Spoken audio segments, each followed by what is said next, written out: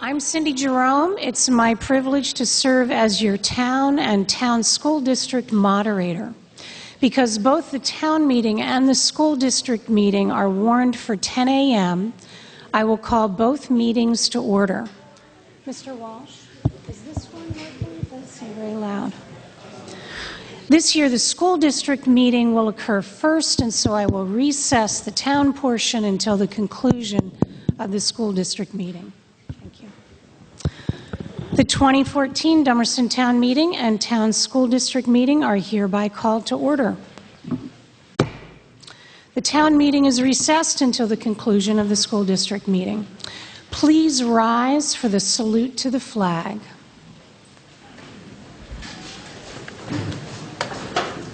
I pledge allegiance to the flag of the United States of America and to the republic for which it stands, one nation, under God, indivisible, with liberty and justice for all.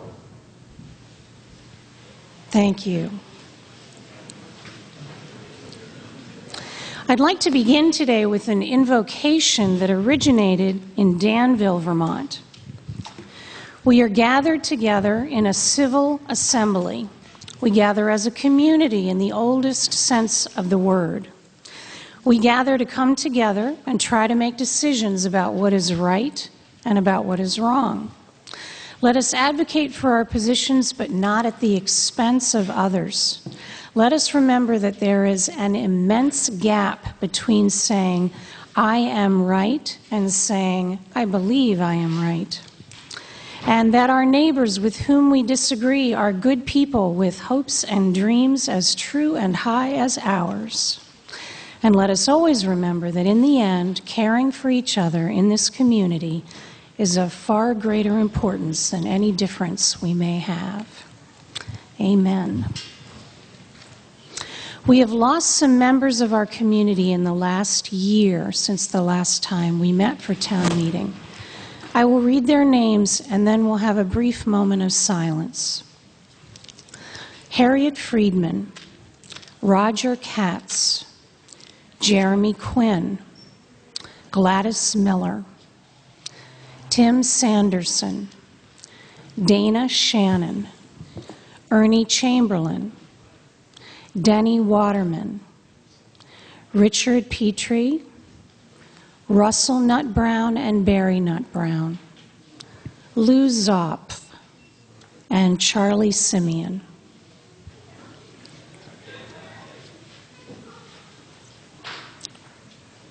Thank you.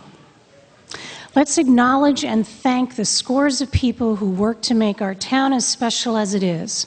On pages 2 and 3 of your town report, all our elected and appointed officials are listed.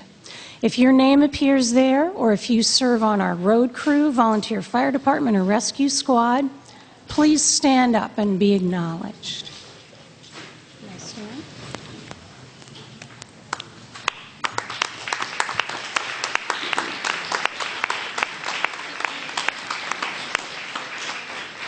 Thank you. I'll remind you, you need me to be louder, okay. If anybody sees Mr. Walsh, could they let him know? There, Mr. Walsh, I'm asked to make the microphone a little louder, but I am standing closer now. Is this better? Yeah? Okay. I'll remind you of the Adopt a Book program in the school library. This meeting is being audio taped by the town clerk and recorded by Brattleboro Community Television for broadcast on Comcast and Southern Vermont Cable. We will be replayed this Thursday at 7 p.m. And I guess actually, Frederick, it's going to be Friday night, Saturday morning at 1:30 a.m. if anybody doesn't have anything better to do at that time. But you can also stream it on demand if you've got broadband, and I hope we all do by now. Okay. Please consider putting your cell phones on vibrate, because it'll be so embarrassing if your phone rings.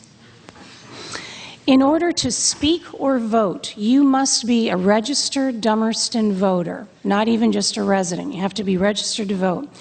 It is our tradition, however, to make an exception for certain individuals.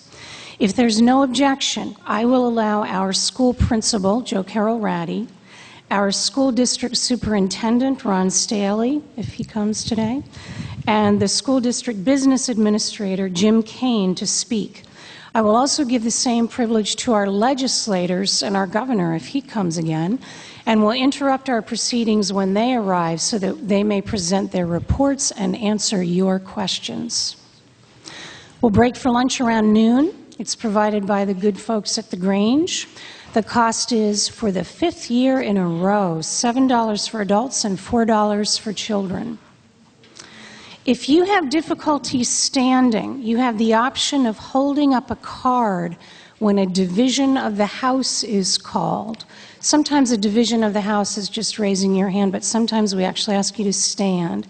Is there anyone who could use one of these? And our mic runners will deliver it.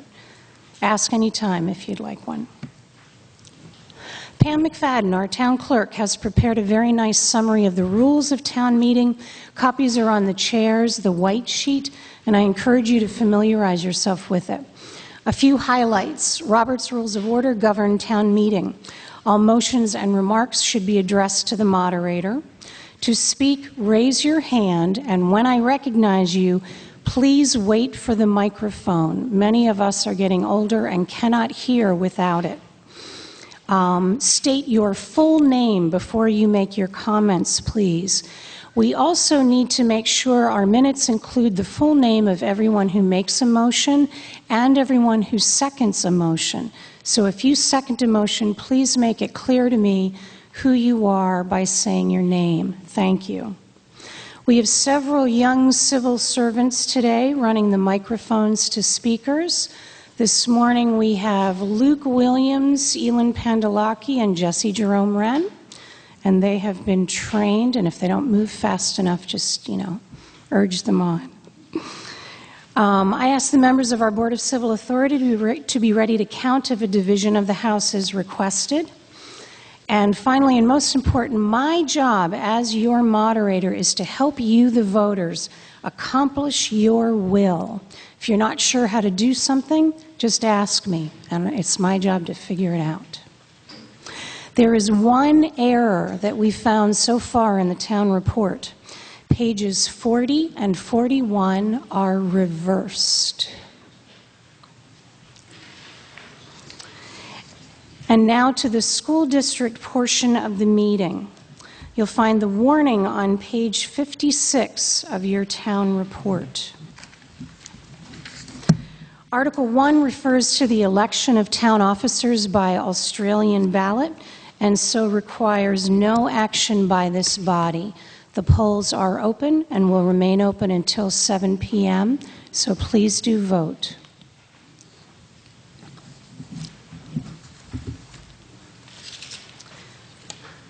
Thanks.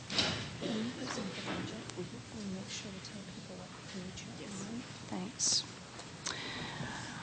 Article 2, to act on the auditor's report of the town school district. Is there a motion?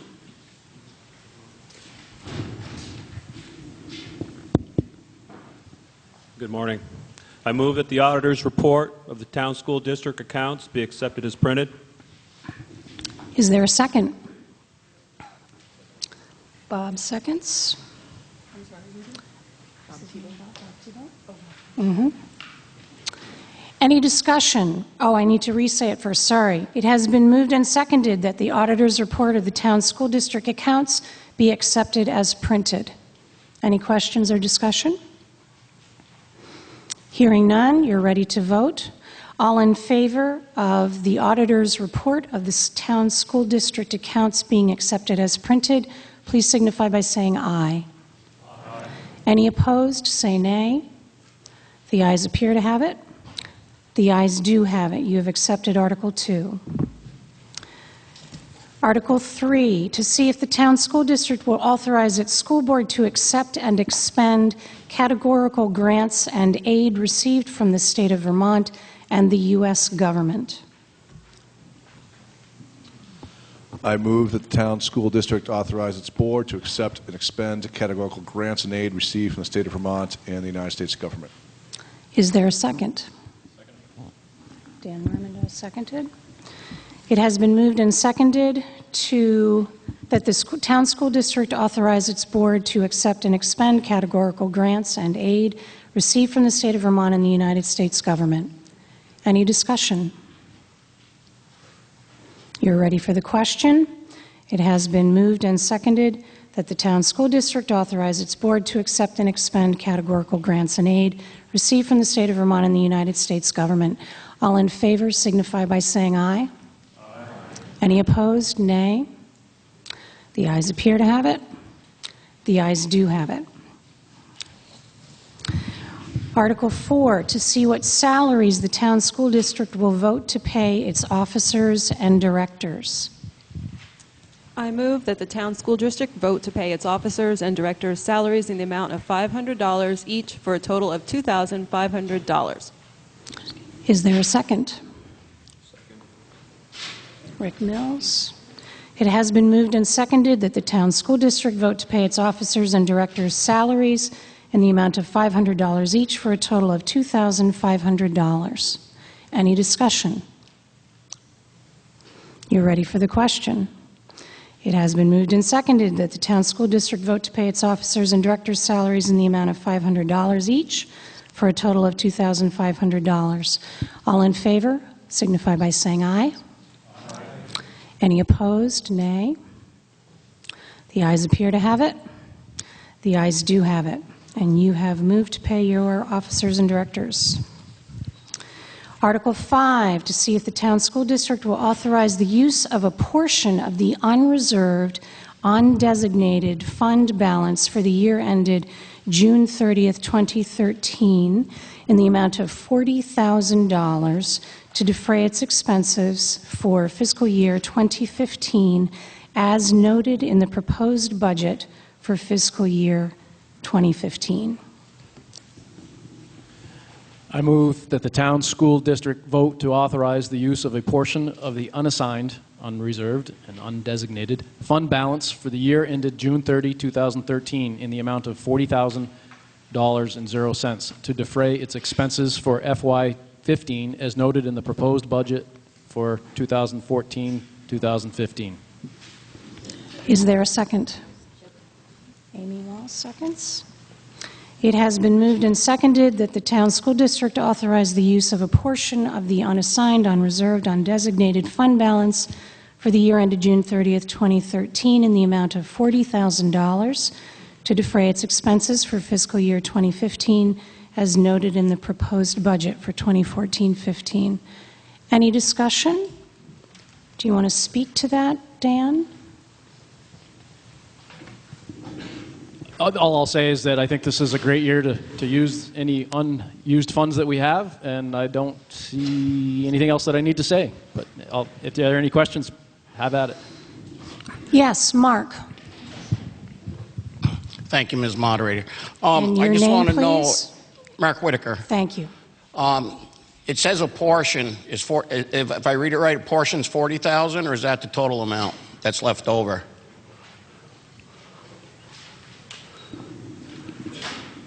My trusted assistant here, actually, no, I work for him. He doesn't work for me. Jim Kane just gave me the numbers, Mark. We have $63,395 in that fund, and we're recommending that we use 40 of that for this budget. Thanks. I'd like to see you use all 63. What a better time. Worst financial crisis we've been in for years. I don't get it. If it's there and unreserved, let's spend it now. We're gonna, it's a break for the taxpayer. It's another, what, $23,000? I recommend we use it all. Mark, do you want to amend the motion on the floor? Sure. I'd like to make an amendment that we change the amount from $40,000 to $63,000. Is there a second to Mark's amendment? Harold Newell, seconds. Would anyone on the school board like to speak to that?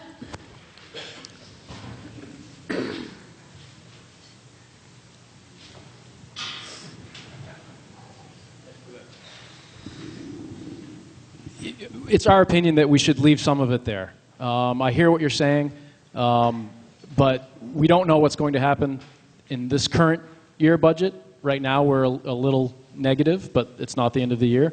We don't know what's going to happen next year with the tax, the state base rate and our budget for next year. So our recommendation is to use 2/3 of it approximately, and I think that's a good recommendation, but ultimately it's up to you folks.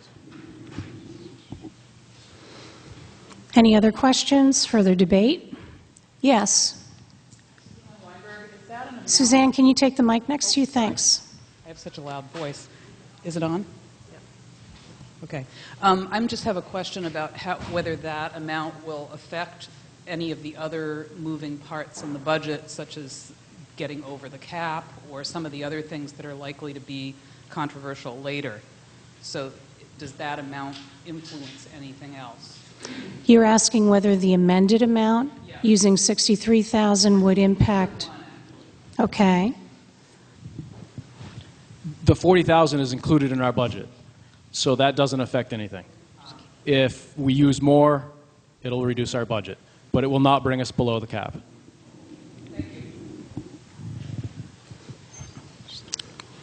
Any other questions or debate? Are you ready to vote on the amendment? The amendment is to amend the original motion from using $40 in our reserve. That's a big difference, isn't it? Thank you. $40,000. The amendment is to use $63,000 from our reserve. All in favor of the amendment, please signify by saying aye. All opposed, say nay. Nay.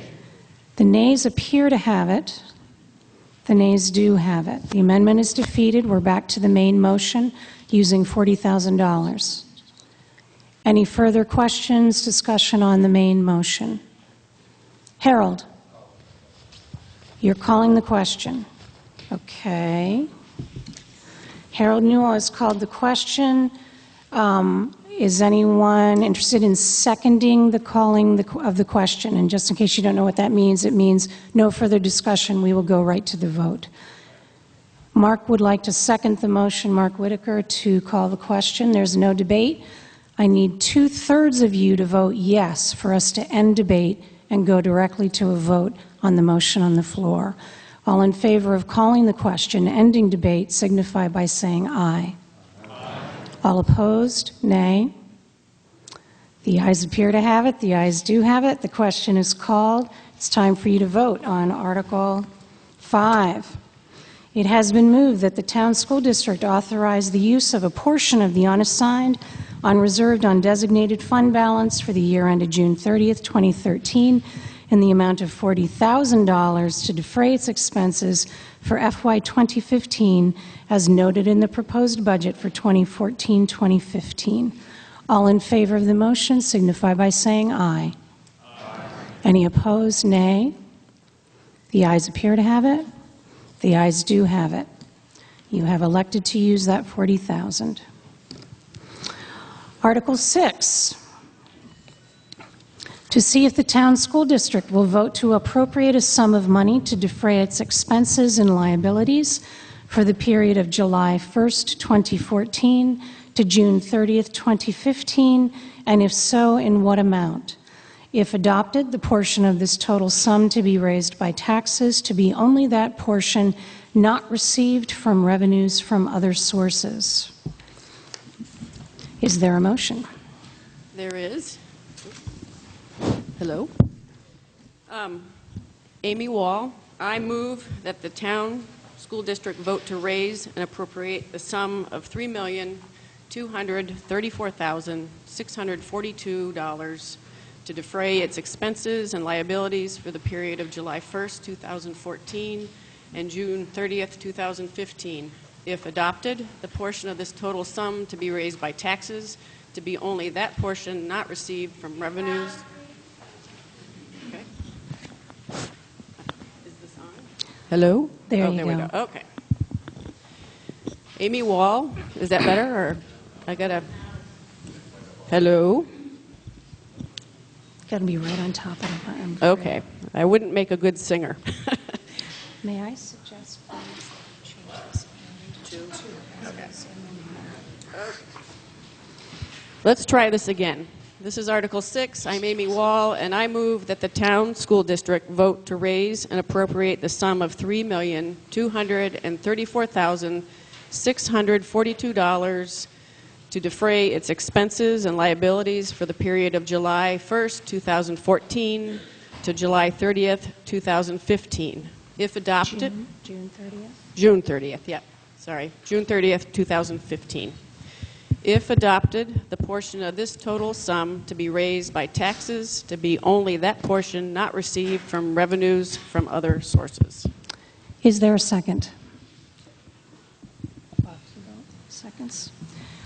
We will start by letting Amy present the budget.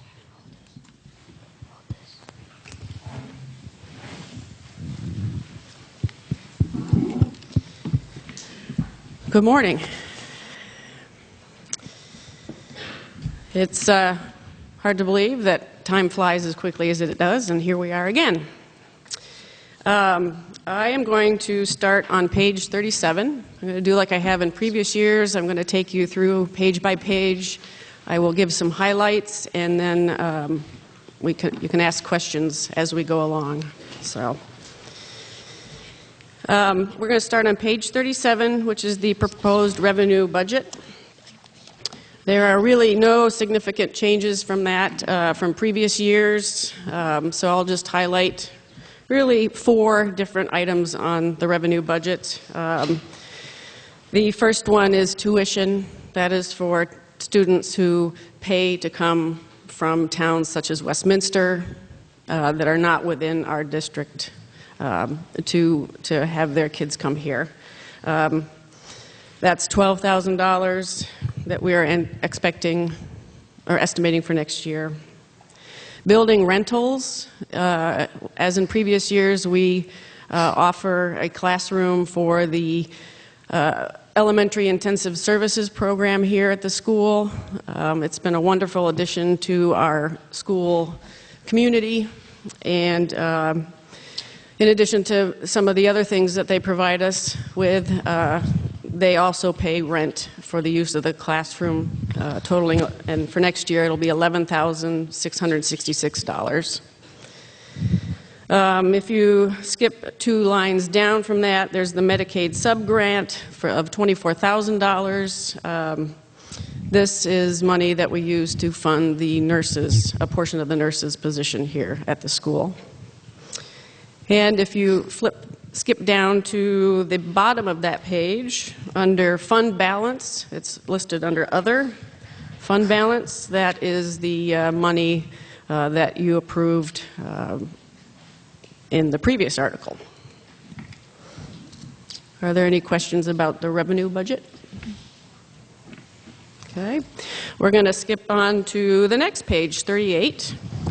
And we're going to look at the proposed appropriations summary, which starts midway through the page. As you know from previous years, the general operating fund is reflects the expenses for the kindergarten through grade 8 program here at Dummerston School, and as we all know, a significant portion of this is dictated to us by contractual obligations and outside influences. The next line down is the preschool line item, and this is for our participation in the state's preschool average daily membership program. It's really money that we receive from the state. We contract with several, actually 5 or 6 preschool programs, maybe even more than that at this point, in our community, in our general community, the greater Brattleboro area. If your child goes to one of those programs and this preschool participates in the ADM program and has a contract with us, then we are able to pass money on to them that they use in 3 ways. They have to tuition reduction, staff development, and program enhancement. Those are the 3 ways that they would use that money. We retain a portion of it. It's usually about 30%. So the preschool gets the 70% to use to develop their program. So this reflects the expense for that line item. And typically we have about 12 to 13, 14 students per year participating in the program. If you do know preschool-age kids in our community that are going to programs and not, that their preschool is not participating in this, then they should be contacting the central office, because it's a good program for the preschool. It is a very good program for us. The benefit to us, in addition to retaining a small portion of the funds from the program for administrative costs, we also get to count these kids in our average daily membership, which is used to determine our equalized pupil numbers and ultimately our equalized pupil expense. So really anything we can do to help bump up our equalized pupil number, we like to do. So, special education is the line item that's determined by the needs of K-8 students and their individual education plans according to federal and state laws. You'll notice a significant decrease in this number from previous years. This reflects the implementation of Act 153 beginning fiscal year 2015. Act 153 shifts all special education costs to the supervisory union level. So any certified staff, any program expenses, staff benefits like health care, would all be shifted to that level. And you'll see that once I get down to the assessment portion of this appropriations summary. The $86,000 that you see listed there is the monies for our special education paraprofessionals and their benefits. Act 153 applies only to certified staff. It doesn't apply to paraprofessionals. And oftentimes in practicality, it's very difficult to take a paraprofessional's duties and their duties are varied throughout the course of the day. So they can be half-time special ed people. So when it came to actually implementing this, it was much simpler just to exclude them and keep them under the Dummerston town budget, or Dummerston school town budget umbrella. The EEE line item, $57,607, is for Dummerston's assessment of all EEE services for Dummerston children ages 3 to 5. They're in area preschools, and for the state licensed preschool classroom for typically developing and special needs children. And if we keep going down, we don't have any, well, the water planning and the water project line items are continuations of a project that was started many years ago. It was prompted by changes in federal standards for water quality related to arsenic levels. So that's the ongoing of that. The special article for the roof and the gym isn't relevant this year. The deficit reduction note is the second of 4 payments for the FY12 general fund deficit that totaled almost $58,000. We, rather than incur this expense in FY13 in one lump sum, we were able to spread it out over 4 payments over 4 fiscal years to lessen the impact. The special article lighting is a continuation of the lighting project, as well as the roof. That's the second payment for roof repairs to the kindergarten portion of the building, the original structure. And the gym floor is all paid for, which brings us down to the WSESU assessment. It includes Dummerston's portions of district administrative costs, our curriculum development, and shared services like English as a second language and speech therapy. And as I mentioned previously when we were talking about Dummerston's special education line item, in FY15 with the implementation of Act 153, The assessment is now including the certified teachers, their benefits, and special education costs as well, our portion of it. So that gives us at the very bottom, a combined total of $3,234,642. This represents a $36,197 increase from the prior year, or a 1.13% increase overall. And I don't know if anybody had any questions about those specific items. Okay, if there are none, I will go on and go through pages 39 through 44 and just sort of highlight specific line items that I think it's important for you to be aware of, and then I can take some questions if you have, if I don't address the items that you would like addressed. So starting at the top of page 39, on the line item, guidance services, we're keeping our guidance counselor at 3 days a week. That's pretty standard. It's been that way for quite a few years, so there aren't any changes there. The school nurse, it's a standard 2% increase for certified staff per the contract that we negotiated. So that salary increase would be reflected in that as well, that summary. The same is true for library services. There should be a 2% increase in salary there. If you go to page 40, and remember 40 and 41 are reversed in the... Yes?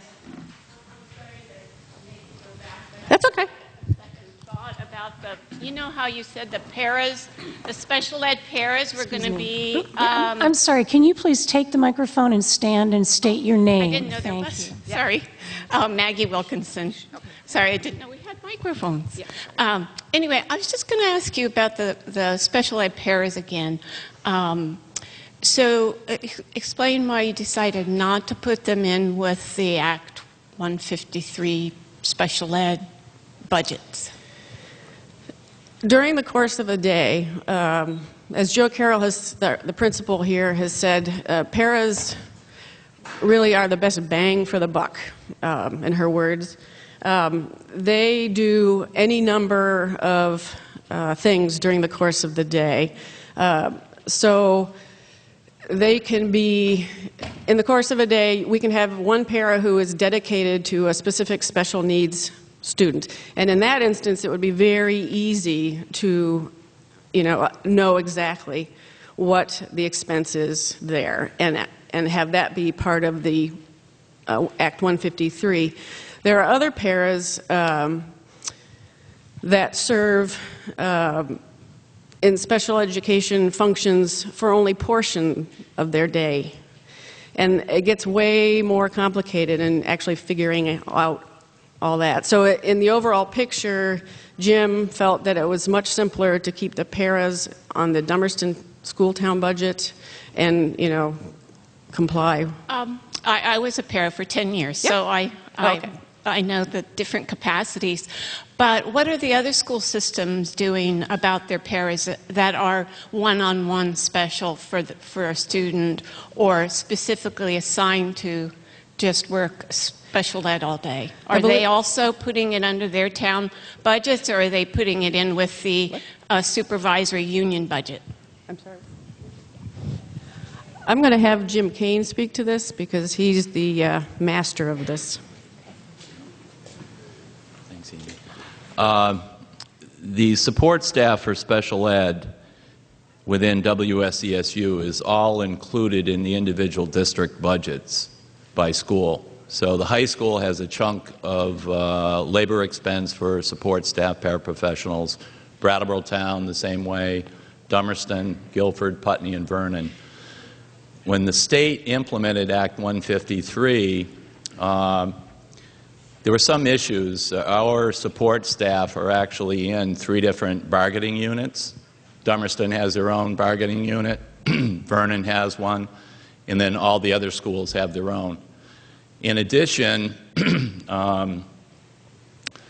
the assigned time for paras, a lot of positions aren't strictly special ed, as Amy mentioned. They may not be one-on-one intensive. They may not work all their time in the main resource room. So the state left it up to the supervisory union, which under Act 153 is now required to provide the special ed services. The state legislation left it up to the SU to decide how to treat the support staff and the paraprofessionals. In WSESU, upon Ron's recommendation and my recommendation, left the paras for the individual 6 districts, including the high school, in those individual budgets. Would it be more advantageous for the paras to be in the if you're a one-on-one, to be in the district budget? Would they get more benefit than if they're in the Dummerston budget, if they're a one-on-one exclusive? No. The benefits, even in the separate bargaining units, are comparable, if not equal, across the board. I think in the future, most likely all of the special ed expenses will be rolled into the supervisory union. But as the first step in complying with Act 153, there were just too many hoops and variations in ongoing contracts that are currently in place to make a smooth transition. With the certified staff, all those staff are in the same bargaining unit. And Ron had met with the union, I believe it was, Jack's here, it was early last fall or late summer relating to the shift. Those staff that will be issued WSESU contracts retain their seniority and all their rights under the bargaining unit in that labor group. So as I said, down the road, I think most likely all the special ed will be rolled into WSESU. Well, one more question. Would it be advantageous for Dummerston Town if the one-on-one exclusive is in, as far as our budget goes, to be in the supervisory union? At the end of the day, I don't feel it would make a big difference. The allocation of expenses was an issue, formulating the $7+ million of expense that was folded into the supervisory union. Individually, Dummerston's projected special ed expense for next year increased substantially, but it was more to do with intensive needs out of district or special program placement students. So I guess the easy answer at this point is I think in the future, the SU may roll them all in. I don't see it as a big financial gain or loss for Dummerston. I mean, that's just the way for the coming year it's going to be. They're going to look at it over time, and it may change. And they'll also be looking at trying to get the 3 different bargaining units that cover the special ed support staff possibly into the same unit. Dummerston has not been in the union for support staff since I've been here. The teachers are, but not the support staff, and that could change down the road. The group has talked about it before, but there were some disadvantages to being in the union that came up, and they've decided not to do that in the past. Thank you, Maggie. I should remind the body that you may speak a total of 2 times to any motion, and some of those I think could be called points of information, but we want to be mindful of that. Thanks. Okay. So we left off with the library. We were on to page 40, which, like I mentioned, is reversed. So you have to look ahead a page. On page 40, Really, the only item to note is under technology services, we added a new line item. It's the third one down for technology integration.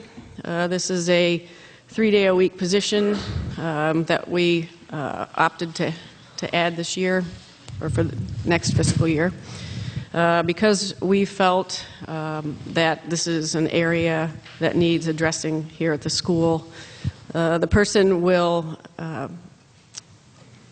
need to meet state licensing requirements for an integration specialist, and will work with students and staff to integrate technology into the classroom, into the curriculum, so that we may take full advantage of all that the internet has to offer.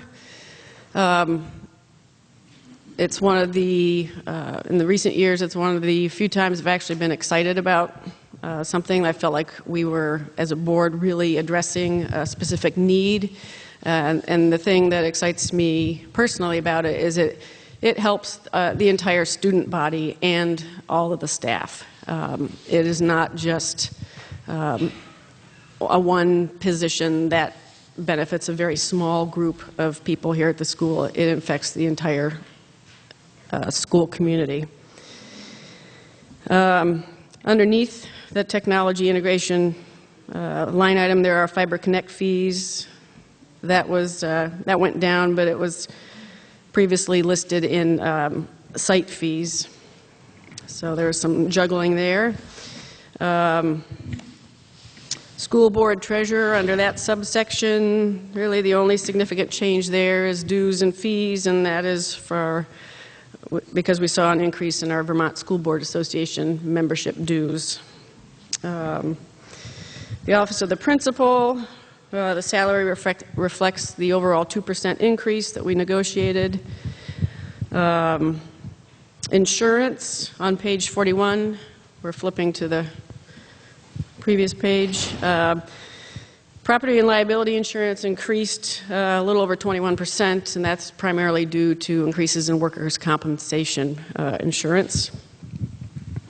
Operations and maintenance, things stayed pretty steady there. We did decrease the building maintenance contracted services line item significantly,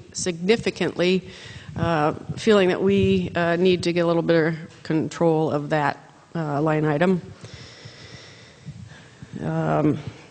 Ground maintenance contracted service, that shows a $2,000 increase. We have some trees on the property that represent a potential hazard, and so the expense to remove the trees has been incorporated into that line item.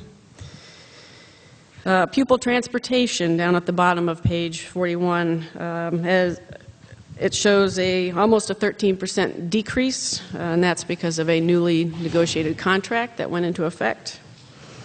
And then also in that pupil transportation section is a new line item for the 8th grade class trip. I've been affiliated with Dummerston School now for 13 years. I've been on the board for 11 years, and I have to say every year the 8th grade class trip has been an issue. And this is short of not having an 8th grade class trip. This is the board's way of supporting administration and saying that here, students, you're going to this particular facility. Typically, it's been Ferry Beach Ecology School over in Saco, Maine. It's a several-day program. It's outstanding, and it's relatively inexpensive. The students and their families will be required to contribute money as well, in addition to this small $6,000 amount. But it does directly give administration and the middle school teaching staff the control that's needed to maintain the educational component of the 8th grade class trip, and it also allows them to really integrate it into their curriculum, knowing that they're going to a specific place every year. So we'll go on to page 42.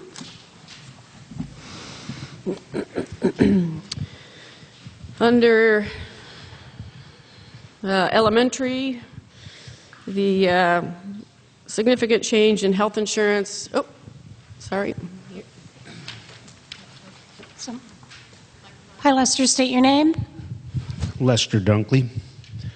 I got a question on the bottom of 41. You jumped around here, so I got a little bit confused where you were. But on the bottom of the page, Office of the Principal, why don't we have totals down at the bottom? And is it because it's a bottomless cup or what? No. I think the confusion might be that page 41 that's listed in your book is actually page 40. The two pages were reversed. So the one that's listed is page 41. So we'd be reading, this is page 40 here on the right, and then the Office of the Principal, we bump up to what actually should be over here. And these totals. Run that by again? It's the reversal of the two pages. They got switched in printing. Okay. Yeah. So, yeah. No wonder I was confused. Yeah. You weren't the only one initially, so. So going on to page 42, under elementary, that health insurance, it's due to changes in staff selections, going from one or two person health insurance premiums to, say, like a family premium. Overall, the increase there is a little over 5%. Salaries there increased a little over 3%, actually 3.78%, and that would contractually, like everybody else, all the other certified staff here in the building, it's a 2% increase, but there are some jumps to longevity in terms of the contracted steps, and that's reflected in that number being different from the 2% that we expect. Let's see. Same is true for secondary staff down at the bottom of the page 42. We go on to page 43. Under other programs, the preschool contracted services, that line item shows a slight reduction, and that's just a reflection of what actually is taking place. In the past, we've allocated for like 15 students, preschool age students, to participate, and actual participation has been more around 12. So that's just a reflection of what is actually happening. And then, as we've discussed previously in special education, that subsection, all the changes there, the significant changes from previous years are due to the implementation of Act 153, which is that shift from Dummerston Town School budget to the supervisory union level for special education costs, excluding paras at this point. And if you flip to page 44, the only thing to note, and I noted it in the appropriations summary, is the deficit reduction under bond payments, interest, and special articles. And, as I said before, the $11,011 is the second of four payments on a deficit. And then we get down to our expected total. So I can take any questions.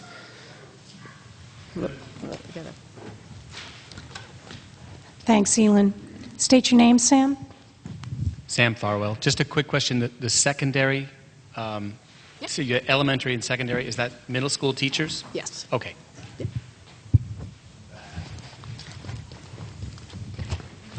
You guys have a second mic? No? State your name. Eric Kruger. The question was asked earlier, but the answer I was looking for, I didn't hear. When we move the special education positions from the Dummerston budget into the district budget, does that lower our per pupil spending to the point where we can get underneath the punishment level that we always seem to exceed? Does that make sense, that question? Well, I'll address that, but I need to correct you on always exceeding. For the last 2 years, we haven't exceeded the cap. So it's not always necessarily the case. I thought I read something that we were 300 per pupil over this year. This year we are. The previous 2 years, we haven't been over the cap. So by shifting the special education salaries over to the district budget, does that improve our per pupil spending for the purposes of the state? No, because it's included in our assessment. Okay. It comes back to us. Yes, it does. Gotcha. Yeah. Thank you. Yeah. Other questions? State your name, please. Hi, Priscilla Speck. I may just be behind the times as far as what's happening in the schools, but in the past, the technology was done through the library, and if you could just explain how that shift is happening, and is the librarian's hours, are those changed because she's not doing the technology? I'll speak briefly to this, Priscilla, but if there are other questions, I'm going to defer to Joe Carroll. A library license through the state involves paper. A integration specialist or a technology specialist involves technology. They're two separate licensing paths. So our librarian is not qualified to serve as our integration specialist. In the past, the technology support we've had has been from contracted services and also from Betsy Whitaker coming in, our former teacher here, and lending a hand. So this is really the school board's attempt to provide a dedicated person with the appropriate background and credentials to fulfill the needs of the program of the school overall, so that we don't fall behind more. With respect to the librarian's hours, no, they haven't changed. She's still 3 days a week. So. Any other questions about the motion on the floor? Okay. Can I go on and talk about I'm sorry, taxes? you're not done. Sorry. No. No, one other thing we need to talk about, which I'm sure everybody is interested, is page 46.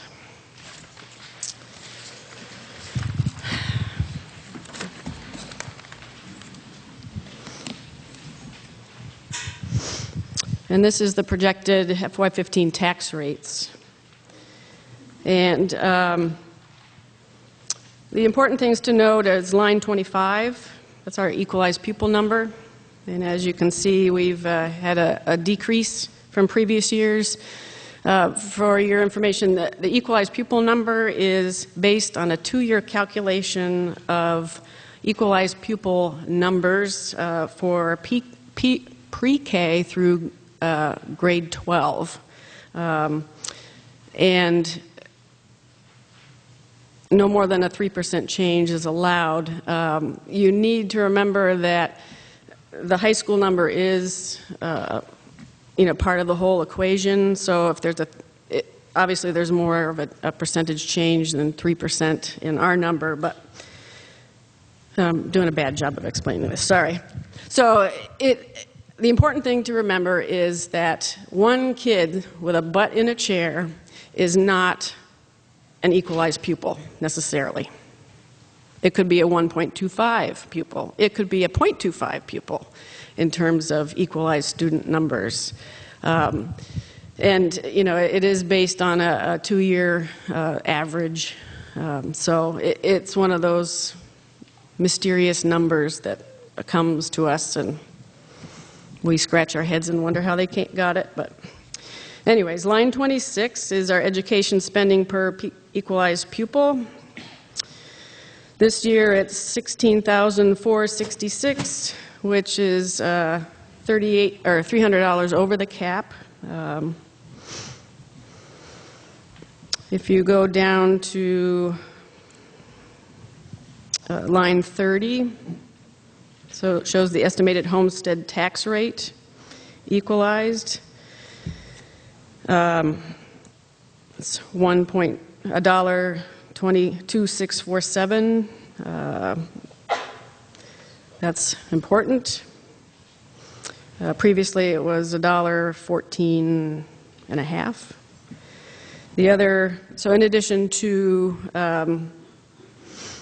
the equalized pupil number and the common level of appraisal on line 32, which decreased slightly from previous years, when you combine all the factors plus the increase in the base tax rate to $1 or $1.01, we get the base rates listed down at the bottom. For FY14, the base rate for, like I said, is $1.01. Dummerston's educational component for the tax rate, or overall tax, is $1.28.0 or $1.2801, and then the BOHS portion of it is .5361, which gives us a grand total educational tax rate of $1.81.62. So I'm not quite sure how they get out that far, but so that's probably not the best explanation I've ever given, but safe to say that there are a number of factors. Like I said, the CLA decreasing slightly, our equalized pupil number decreasing some, and then the base tax rate going up 7 cents, that all combine to give us, a higher tax rate than we've seen in previous years. Usually we've hovered right around, based on my information, about $1.55, $1.60. So, and it's important in looking at this number to keep in mind too that the school did maintain its overall combined budget to a 1.13% increase overall. So, but Can we get a mic there, please? Beverly? State your name, please. Beverly Tier. I would like to understand why what we're paying to the WSESU has increased a great amount, but our budget hasn't decreased proportionally. Bev, that increase is offset. It has to do with the implementation of Act 153. It's the shifting of special education costs to the supervisory union level. As I said before, we take all special education expenses for certified staff, their salaries, their benefits, plus other program expenses that are pretty cut and dried. And that was shifted over to the supervisory union level. And then in our WSCSU assessment, which it went up about, I think it was about like $300,000, that is where the offset is. It's taking money from one spot and putting it to the other. It's still all in the bottom line. But I don't understand why it's two different line items in the budget, and well, what goes out of one pocket into the other should equal out. Well, Jim, do you want to speak to this, or? I mean, the assessment for special education services, Jim did, it was based on actual historical use from this past fall, plus student count.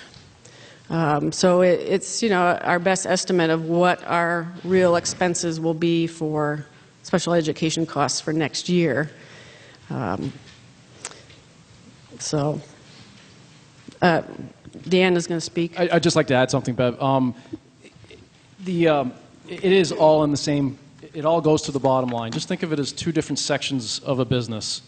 It's just that there's different titles. One is Dummerston School, one's WSESU. The money and the costs and the revenue all flow to the bottom line. Now, you can't compare one year to another, and I think that's maybe where your question was about why isn't it equal, because each year there's different realities about what these special ed costs are. If one year to another was exactly the same, it would be equal at the bottom line. It's just coming from a different center of the business, if you will. I don't know if that helps. Eric, I see your hand. You've spoken before. Is there anyone else who hasn't spoken yet who has a question or a comment? Okay, Eric? Eric Kruger, with respect to Bev's question, I think what she was asking is if this is not my question, just clarify her question, which I don't think got heard. If the district number is going up, she's looking for a corresponding reduction in the Dummerston side. And I think the answer would be, if that was indeed her question, the wages have gone up and a position has been added, so that's why Dummerston didn't go down when the district went up. But my question was, can you please explain line 31? What does this number mean? I know some people in Dummerston benefit from income sensitivity. I'm trying to understand how this number relates to anything on this page. Yeah. Well, I'm going to defer to Jim Kane, our business manager, but I'm also going, before I do that, I'm going to direct your attention to this lovely green page, which shows the effects of income sensitivity based on household income and homestead value. And overall, as you will see that anybody who benefits from income sensitivity should be paying less in property taxes next year. But Jim can speak to the 3.13% item on that for line 31.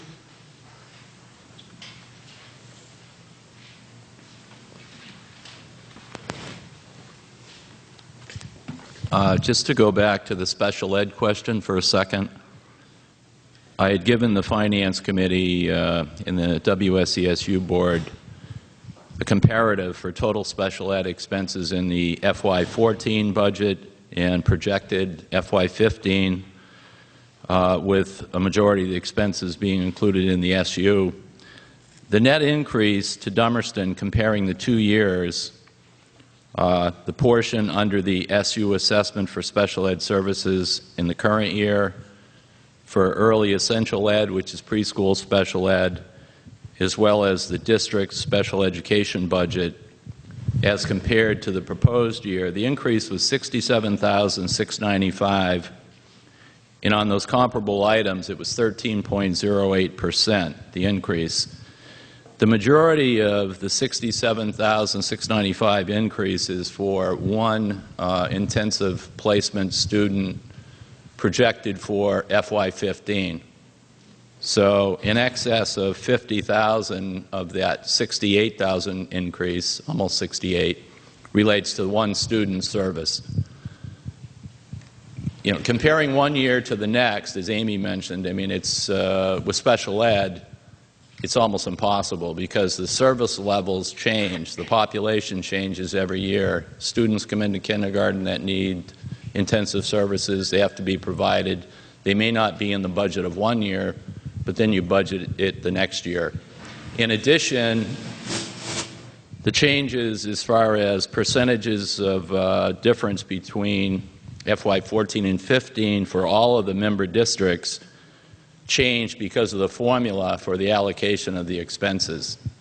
So there's multiple variables in that difference. On the income sensitivity line, I just want to have you note that this goldenrod colored sheet that was at the front was provided by the Agency of Education.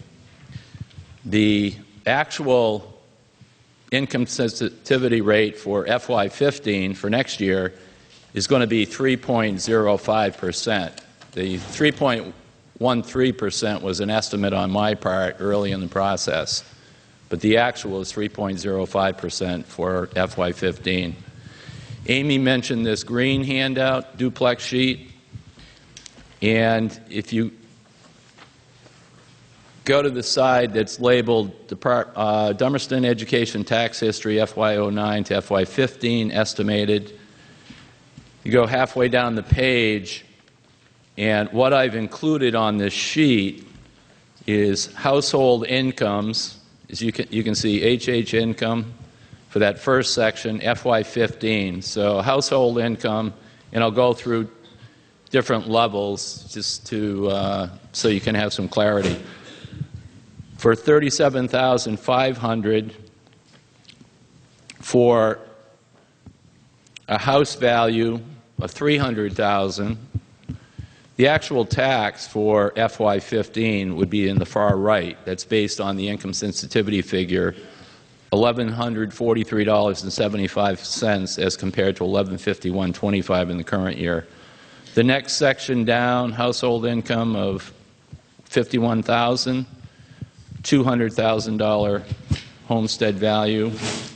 To the far right, the actual tax projected for FY15 is $1,555.50. For the current year, it would be $1,565.70. That's a drop from FY14 to 15. On the flip side of the page, you have the household income of $75,000, homestead value of $200,000. The far right, with income sensitivity, the tax for FY15 projected is $2,287.50. The current year is $2,302.50. That's a reduction of your actual education tax. The next section has a household income of $101,000, $200,000 home. You can see there's an increase there, the tax for schools, education, over $400. The next section, $85,000 household income, $300,000 homestead value. Current year tax, $2592.50. Excuse me, current year, $2609.50. Projected for FY15, $2592.50. That's a decrease. And lastly, $110,000 household income, $300,000 homestead. And the increase in tax, as you can see, that would be in excess of $500 for education.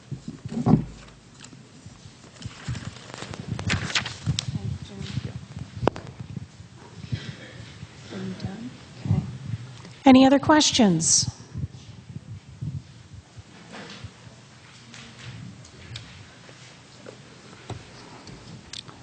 No further debate. It has been moved and seconded that the town school district vote to raise and appropriate the sum of $3,234,642 to defray its expenses and liabilities for the period of July 1st, 2014 to June 30th, 2015. The portion of this total sum to be raised by taxes to be only that portion not received from revenues from other sources. All in favor of the motion on the floor signify by saying aye. Aye. All opposed say nay. The ayes appear to have it. The ayes do have it. You have passed the motion and you have a school budget. Is there any other business to come before the town school district? Do you want to go first or shall I take questions? Okay. Microphone to Suzanne. Thanks. State your name, please. Suzanne Weinberg. I think this comes under other business. I first of all really want to thank the school board for crunching all of this through. I noticed that you don't have any competition on the ballot, and I can see why, because I think it's a really difficult job, and I do really appreciate it as a long-term educator and as a town resident. What I'm frustrated about is that I came to last week's informational meeting. I listened to Vermont Edition a few days ago where they had the educational commissioner on. I've talked to various people, and I think someone the other night said that only about 5 people in the state understand the formula for funding. And it strikes me that we're always voting on this budget, really caring about education, but feeling so in dark about all the moving parts that most of us have an awful hard time understanding it. Maybe not Jody Normando, but maybe everybody else is kind of spinning. And from my understanding, the state tax rate depends on the school budgets that come in, but our school budget depends on how many taxes they collect and blah. It's like a Rubik's Cube that nobody has any anchored parts to work with. And we're even more removed from it as citizens, so it's even harder for us to really know what we approve or disapprove of. So my question is there anybody in the town or on the school board who can really try to tease apart this Rubik's Cube and make some sort of a worksheet for those of us who are interested, who can't make a full-time job of trying to understand it, so that maybe in the years to come we feel a little bit more informed? I guess it's a question, it's not really an item of business, but... No, I think it's a good point. You know, I've been doing this for 11 years now, and I still don't completely understand it, nor pretend that I ever will fully understand it. That's what we have Jim for. So thankfully, he understands it. I think Dan is probably the closest one on the board that really, you know, and you can correct me, Dan, if you want, but maybe it's the blood relation, I don't know, but something flows through those veins that helps them understand that formula. But we can try and, maybe in an upcoming issue of The Views, devote a segment trying to, like you said, tease out the information and help people understand it a little bit better. Your answer is understandable, but not reassuring. Yeah. And when I see Dan shrug, too, it's like... Yeah. So you get my point. Yeah. I'd just like to add one point, seeing as my name was mentioned. Even Jim Kane, who's been doing this for 35 years, and he's a very, very smart guy and a hard worker, I've heard him say more than once that every now and then numbers come out of the state that he doesn't know how they got. So I mentioned this the other night, but there's a bigger audience here, and I was hoping the legislators and senators would be here to hear me say this, but they're not yet. But I would encourage all of you to ask them what they're doing to help us as the taxpayers. It's a very, very complicated funding mechanism. I don't think it should be or needs to be that complicated. And there are some serious things coming down the pipe that I would encourage you to talk to them today about funding, where that's going to go, and also the whole consolidation thing, because they're going to blame that on funding, which isn't the case. So that's my response. Thank you. Yes, I see a hand there. State your name, please. Claudia Teachman, I was here at the meeting on Wednesday night, and I think I understood correctly. You said talk to your legislator. I'm happy to talk to them, and I'm sure there are other people that would join me in even going to Montpelier, but we need to know the right questions and where to go, not just to say, help us, but to say, what can we do? Because I'm willing to do something to make my taxes go down, because I can't increase my income as quickly as the taxes are going up. I can put some time in there, but I need to know, like what was just stated, is it's so confusing. I don't understand what I'm supposed to be asking or saying in order to get the information that we need, that Dummerston needs to change the formula or work within the formula. I hear you, and we'll try to put something together, but the point is, they're the ones that are responsible for overseeing the departments in the state, one of them being the education agency. So they're the ones, you just tell them, make it better, make it simple. We don't get it. Not only is it expensive, it doesn't work. That's what they need to know, and the problem is they run unopposed too. So unless somebody's going to unseat them, I'm not sure how lucky you'll be. But I agree with you, and we will endeavor to help you and us, but really the pressure needs to go on them, the ones that are in control. Thanks, Luke. State your name, please, Beverly. Beverly Kenny. If you go to the website for Campaign for Vermont, through words and flow charts, they do try to explain how the educational component of our taxes are calculated. Campaign for Vermont. Any other business from the floor to come before the school district? Mark Whitaker. Thank you, Ms. Moderator. Mark Whitaker. It was talked about last Wednesday, the solar project at the school and the town, municipal and school, have been invited to join with a 20-year contract. And I'm curious, has the school board addressed that? Any issues, any discussion? Where is the school board in on that? We did discuss it.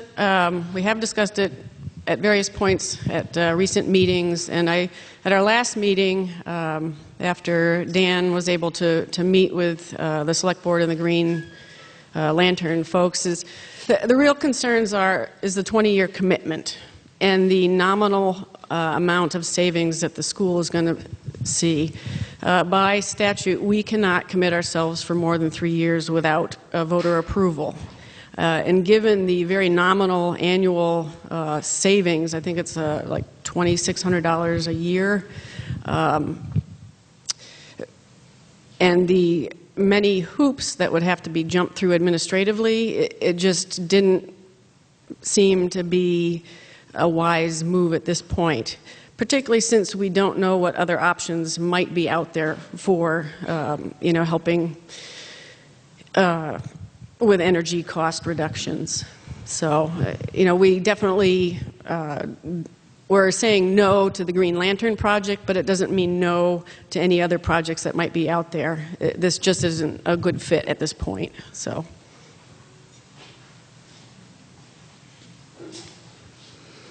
Any other questions, other business from the floor? Okay, Amy has something else to present. I would ask Mr. Kane to come up here. As some of you may know, and probably the majority of you don't know, Jim Kane has been an outstanding supervisory union employee for well over 35 years. Is that it? 35 years. And he is retiring. He is going to be leaving a huge void. The expertise, the professionalism, and the integrity that he has provided us through the years have been phenomenal. As a longer-serving board member, I've sat through many, many board meetings witnessing these same questions being asked by brand new board members, and Jim has always addressed those questions with the utmost, respect and professionalism, And I think it's really a credit to him. And the Dummerston board has a few gifts that they would like to impart upon him at this point. So.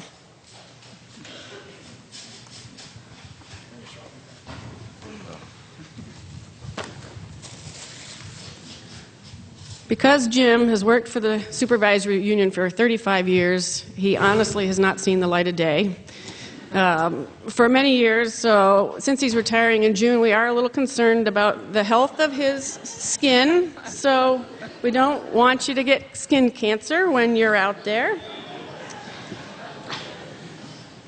We also want you to relax a little, and we thought a little bottle of Mr. Bubble Bath might help with that.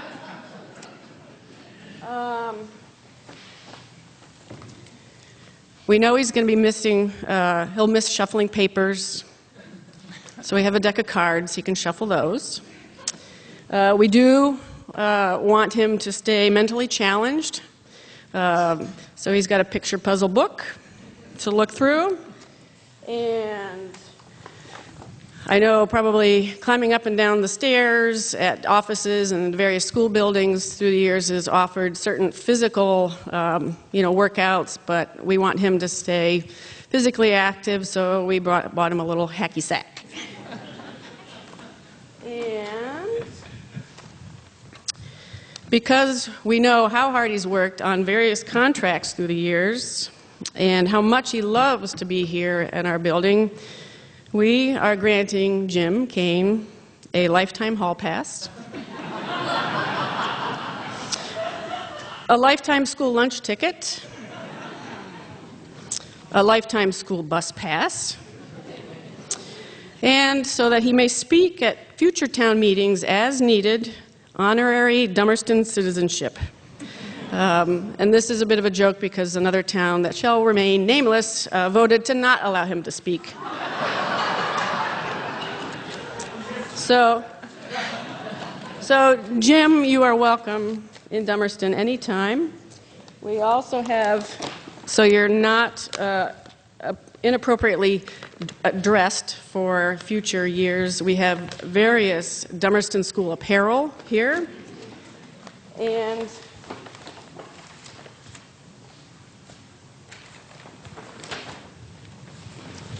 on the serious side of things, we have a certificate in recognition and appreciation for your dedication to the Dummerston Town School District. We have this certificate that we wanted to present you. And so that in future years, as you go on and do whatever great things are next, you can look on your wall and know that you are highly regarded and loved here in the town of Dummerston.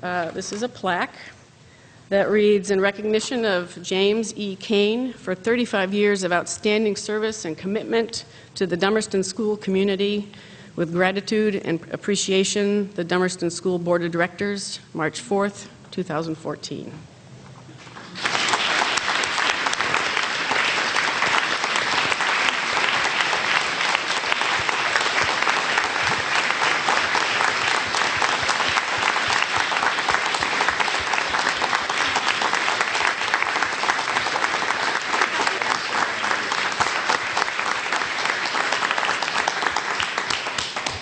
A man of few words. It's been my pleasure, and thank you.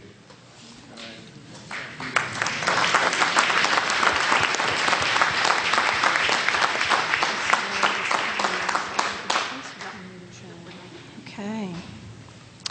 I will entertain a motion to adjourn the school district meeting portion of the day. So moved by your name, please. Get that? And seconded by Mark Whitaker. All in favor of adjourning the school district portion of the meeting, signify by saying aye. Aye. Any opposed? The ayes have it. We have adjourned our school district meeting, and we'll take a 1-minute break so the select board can come up. Oh, we have a legislator. Michael will give a much broader report on legislative activities. So I'll keep my report focused on my particular activities in the House. I chair the Fish, Wildlife, and Water Resources Committee, and I am the ranking member on the House Rules Committee. In Fish, Wildlife, and Water Resources, we've been busy this session, and we've passed out legislation that prohibits littering in and on the waters of Vermont. And I'll bet you all thought that was the law anyhow, but in fact it's not. We passed a bill that will establish a fund to assist towns with required stormwater monitoring. Not a particular issue here in Dummerston, but certainly affects towns around us. We passed a bill that requires the registration of boat moorings and limits the land use in flood hazard areas.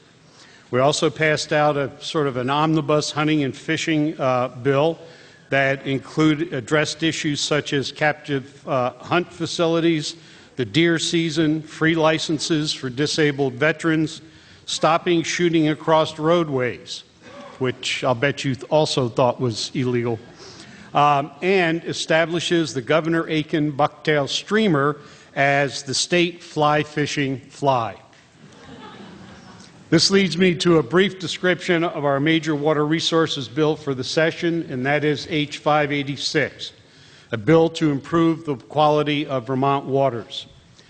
This bill was stimulated by the soon-to-be-announced mandatory cleanup plan for Lake Champlain. The bill will create a small farm certification program, strengthen the accepted agricultural practices that apply to all agricultural activities, require training for commercial manure applicators, help the Agency of Agriculture, Food, and Markets reach out to farmers to solve discharge problems, help towns meet the cost of complying with the new road and bridges best management practice standards.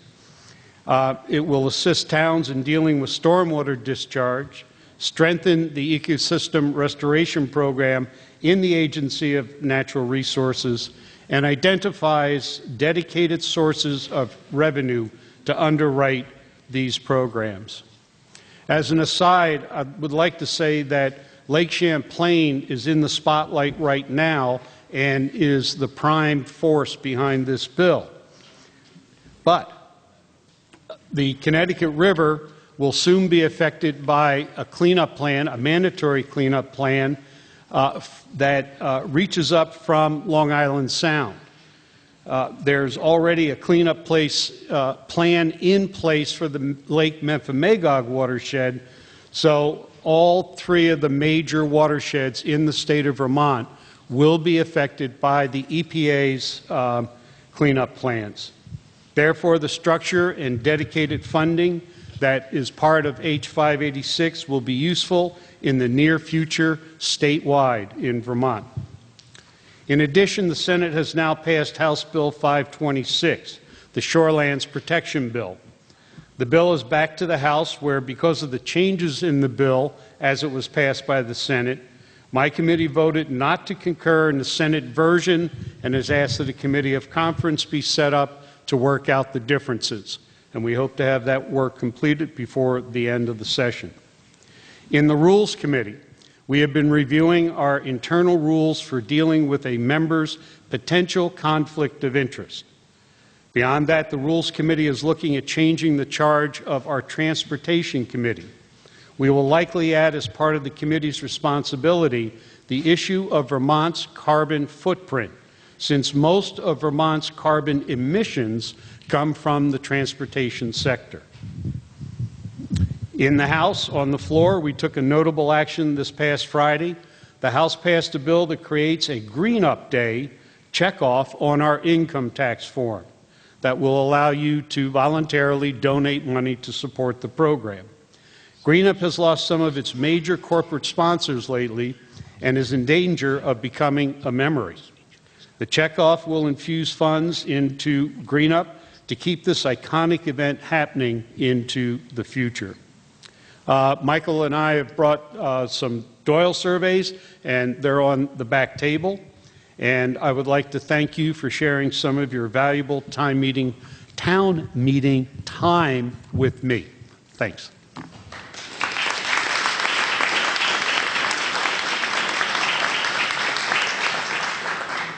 Good morning.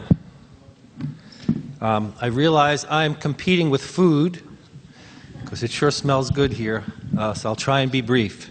Can everybody hear me? Appreciate the time to come here and speak with you. I appreciate the opportunity to serve you. I appreciate the opportunity to work with David, too. I feel like he's been a great mentor to me and a very generous share of his wisdom of working in the legislature.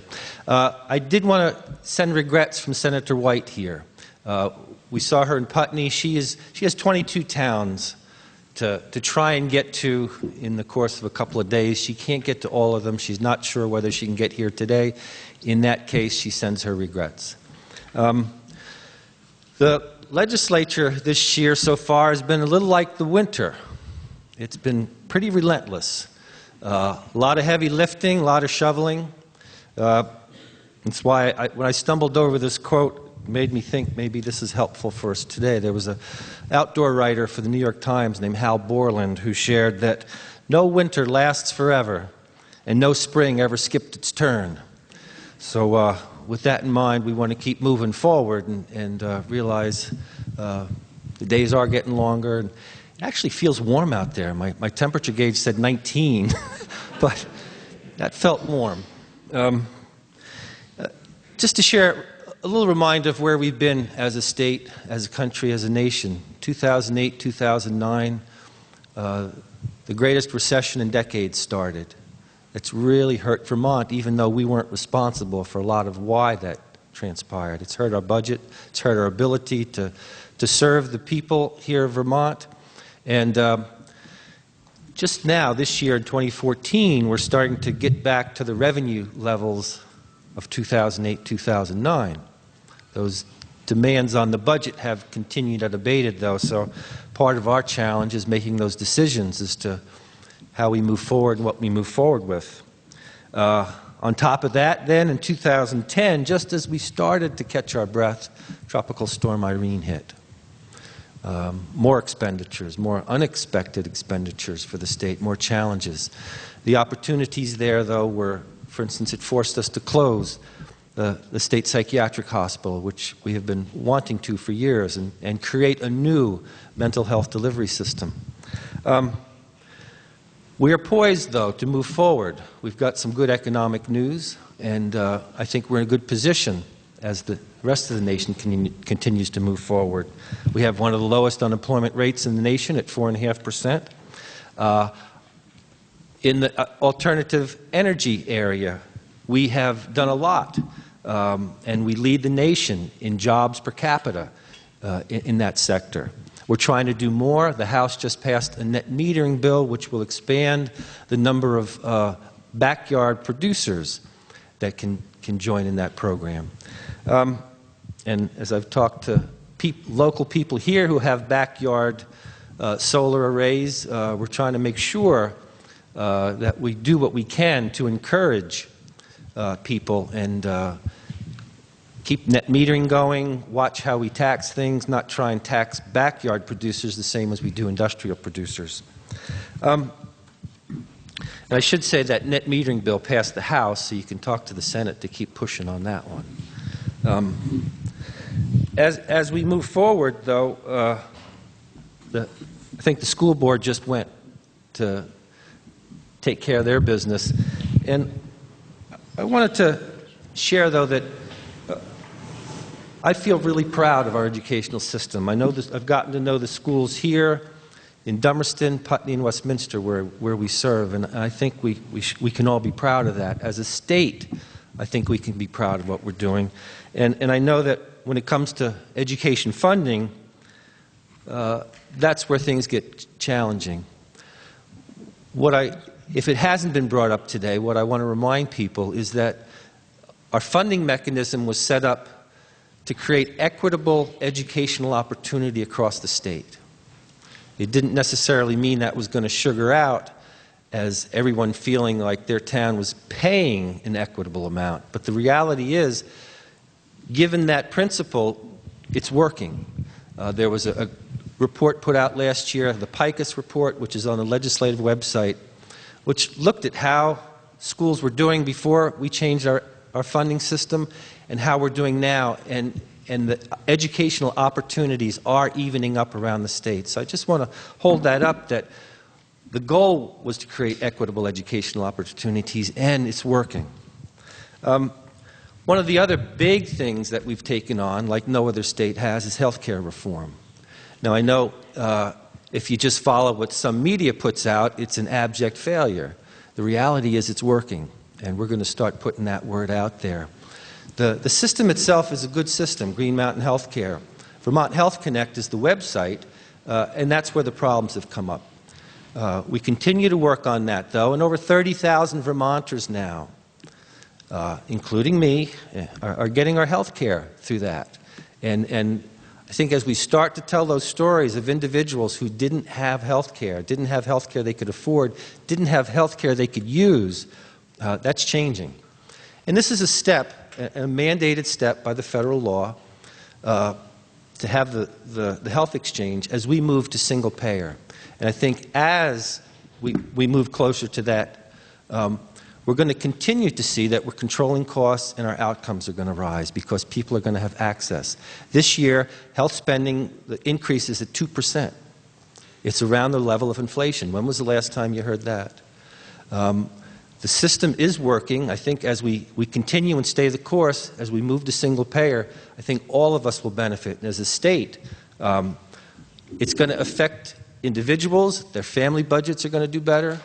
School budgets are going to do better. Town budgets will do better, and the state budget will do better. At the same time, more people will be more healthy. I work in the House Human Services Committee.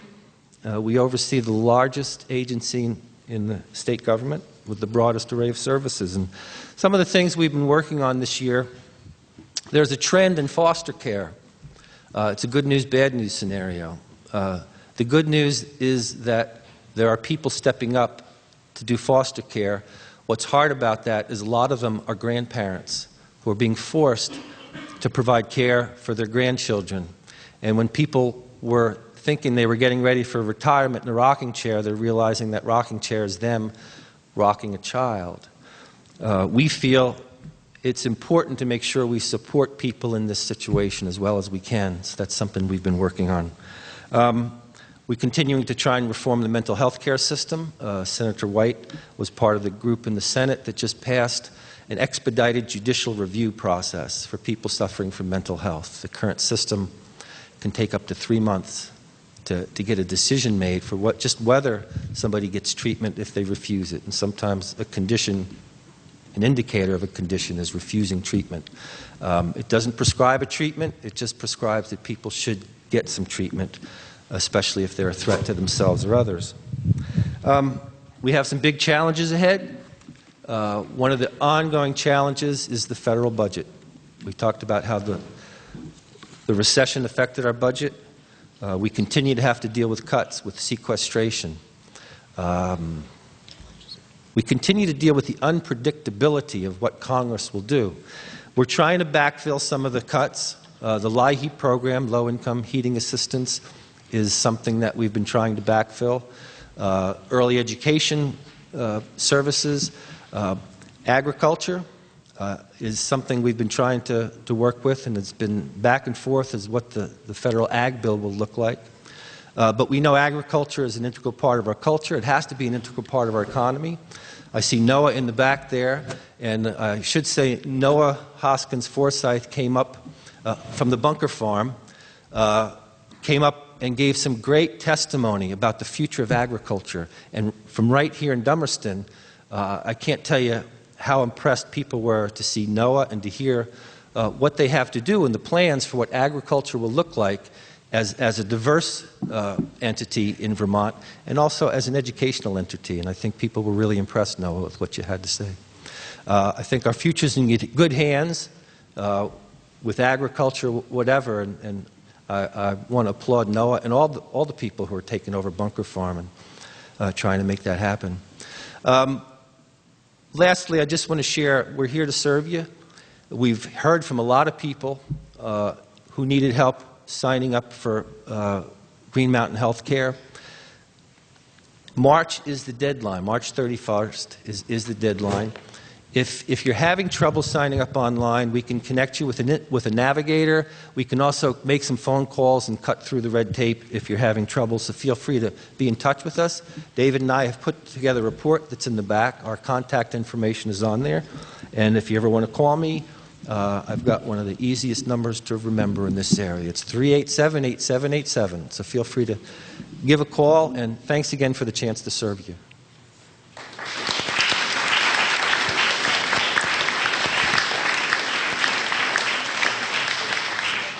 Any questions for our legislators? In the back? State your name, Dan. Hi, my name is Dan Normando. I'm on the Dummerston School Board. I appreciate you guys being here today. Sorry, Jeanette couldn't be here. The audience has heard me say this earlier. Unfortunately, you folks had other places to be and you didn't hear me, so I'm going to bore the audience one more time. But we need your help with two things. More than two, but two that I'm going to speak to. The education financing system, it's crazy. Nobody understands it. And actually, there were some people here today, I don't know, 100 plus, that would love to understand it, and I couldn't explain it to them, and I'm not sure that you folks can.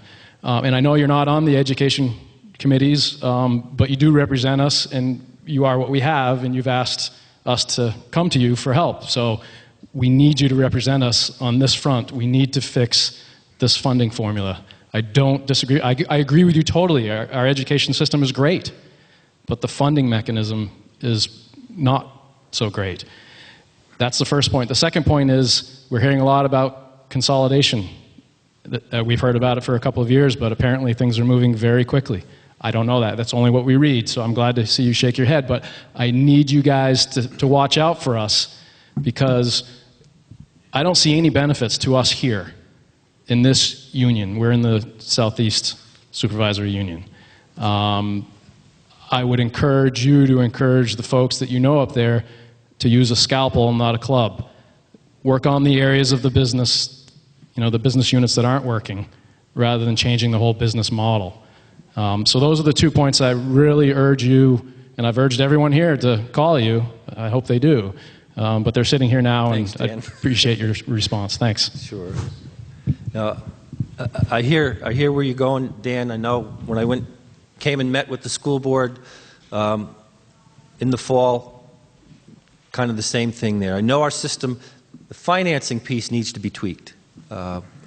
We need to recognize what worked 20 years ago, 10 years ago is not working now the way we want it to. In terms of consolidation, though, there's been a mad rush in the last 2 weeks for the Education Committee to put something out there, and what they have been putting out there is not very well formed. And I haven't heard much support at all from House membership on this. I think this is trying to be a top-down endeavor, and those never work. The other thing I would say is what I'm hearing, we already do here. What they're talking about is, up north especially, there are towns that are their own supervisory unions. As a school created a supervisory union, and what they're talking about is gathering schools together so there could be 5 to 8 schools within a supervisory union. Well, that's what we do here, and I think we do it well. So, again, I don't support what they're doing. I haven't seen any research that shows that it raises the educational quality or it saves money. And unless it does that, then I wouldn't support it. So, Ruth, you have your hand up.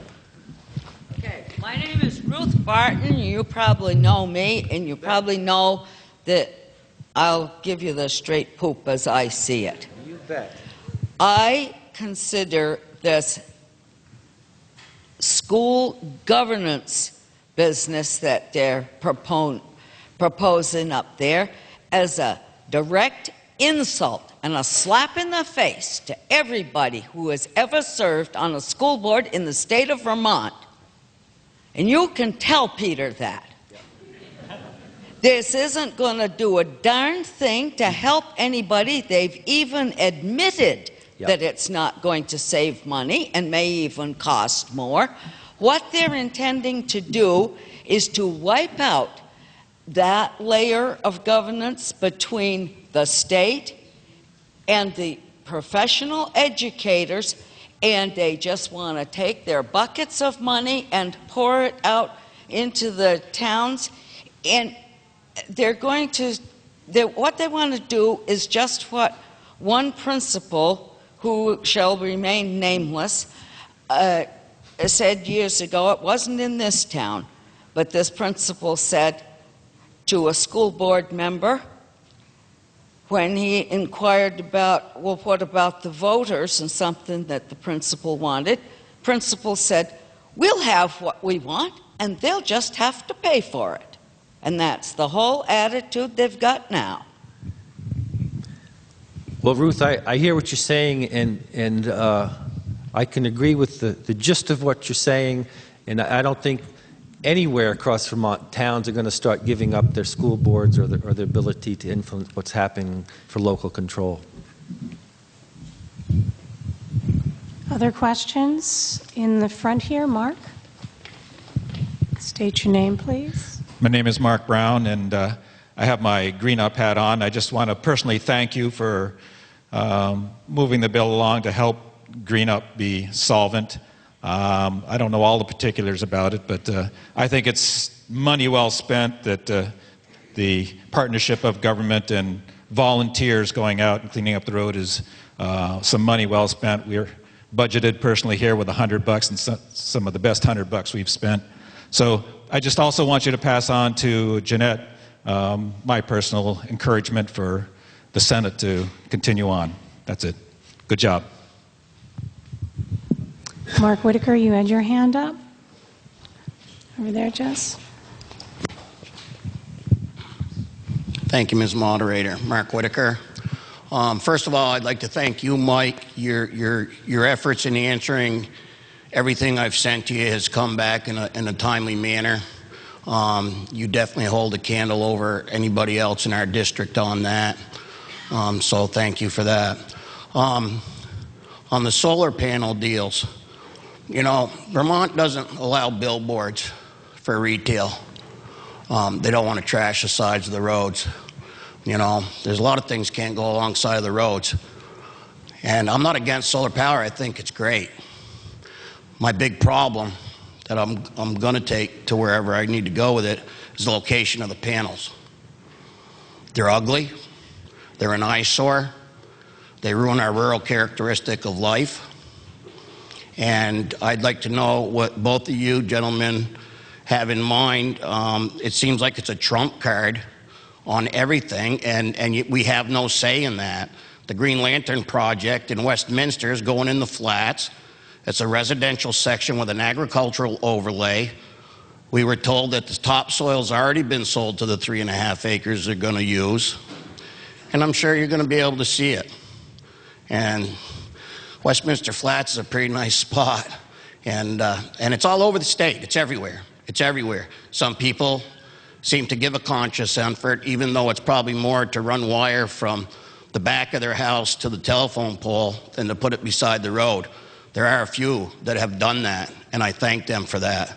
But when you're putting these right beside our scenic roads, which is about every road in this state, and I do a lot of miles in this state, it's an ugly, ugly sight.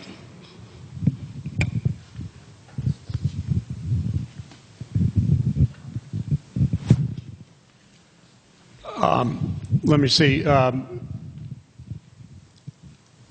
Power generation is managed by the Public Service Board. It is not a 250 process. And at the current time, local zoning and other bylaws that affect the location of certain facilities, energy and communication facilities, are advisory to the Public Service Board, and that's a key word. They are not presumptive in terms of their power, in terms of location, screening, and other things that you've addressed that your local town might address. And as I understand it, and I didn't know this until earlier this morning, that provision in the Section 248 review process is, number one, it's up for consideration. It's incorporated into several pieces of legislation that are, and I don't know the numbers, that are being considered, and it's about to expire. And so that will engender a great deal of discussion. And this all is of a body of issues. Wind generation up in the Northeast Kingdom. Local town plans were shunted aside in terms of those locations. Energy facilities locating major solar panel facilities. Local town plans shunted aside. So there is an upcoming debate and discussion about being able to take control at the local level.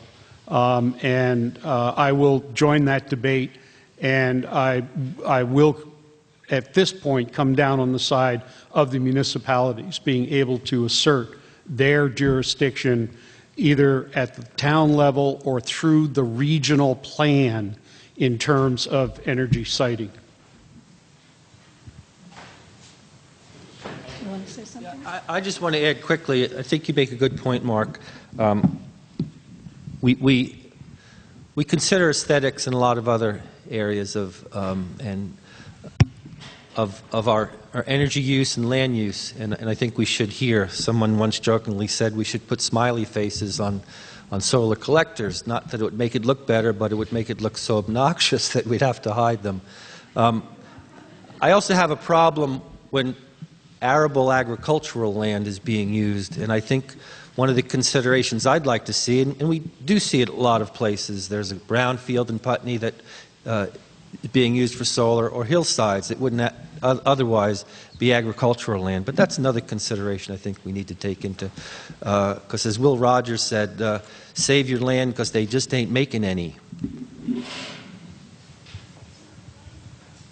Yes, up front, please. State your name. Thank you. Hello, I'm Bradford Green. Recently, the ACLU published a report on the collection of metadata on Vermonters, and I was wondering, of course, that's a U.S. issue, a national issue, and I understand that Vermont gets money from Homeland Security to do that, and I was wondering if the legislature can do anything to better ensure that Vermonters are not being spied on to the extent that is published in... I'm not hearing you, Brad. Shall I start Could you over? put the mic right in front of your mouth? Okay. And yes. The start over. ACLU recently published a report on the extent of metadata being collected on Vermonters, which is really shocking. So all cell phone data, license plate data, traveling on the highways. Now, granted, that's a national or federal issue, and I understand that Vermont gets money from Homeland Security to carry out those programs. And I'm wondering whether the legislature can take any action to ensure that our constitutional rights are not being trampled on that way, and that Vermonters are not being spied on to the extent that was revealed in the ACLU report. Thank you. Well, I haven't seen that report, Brad, and but it is a concern, and we need to be aware of that. It's a concern not just from there. If you use Google, they probably know more about you than the NSA does. It's a challenge to figure that out right now, and I think it's a new landscape that we're all trying to learn. So I appreciate you bringing that up, and we'll make sure we are aware that we certainly don't want government to be any more of a big brother, but I don't want Google to be a big brother to us either. And all of these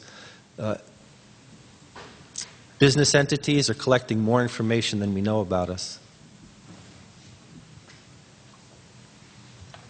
Yes. Amy in the back. You'll be next, Sam. Hi, Amy Wall. I, as you obviously know, am on the school board. I'm also serve on the district board. And I wanted to sort of revisit Ruth's comments about the educational governance and hope, and state my personal hope that you and your constituent or your associates up at Montpelier will to calm down a little bit about the school governance and really look at the facts. Will it save money in the big picture? Does it work for the state as a whole? I think it would be beneficial for you to offer the supervisory union here as an example of a model union, supervisory union. We have many, many efficiencies that are in place that the state has been recommending for many years that we've already done. And I don't, a lot of the claims that I have been reading, it really aren't applicable here. Like the superintendent turnover. Dr. Staley's been with us for many, many years. So I just would encourage legislators to have, be cautious and put some real thought into how this can work, and to also seriously look at how the educational fund is used, because I don't think it's solely used for education.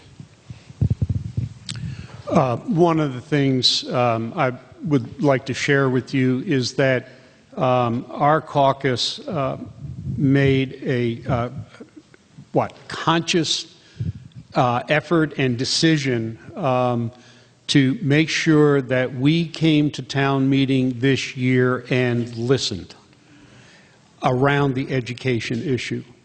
There are concerns across the state. There are concerns across the palette of the issues that are facing school boards and education generally. And, we have, if you will, marching orders from the larger group of our colleagues to be out here, to be listening, and to bring that back as part of the conversation. So this is exactly what was intended, and that's exactly what Michael and I intend to do. Luke, up front.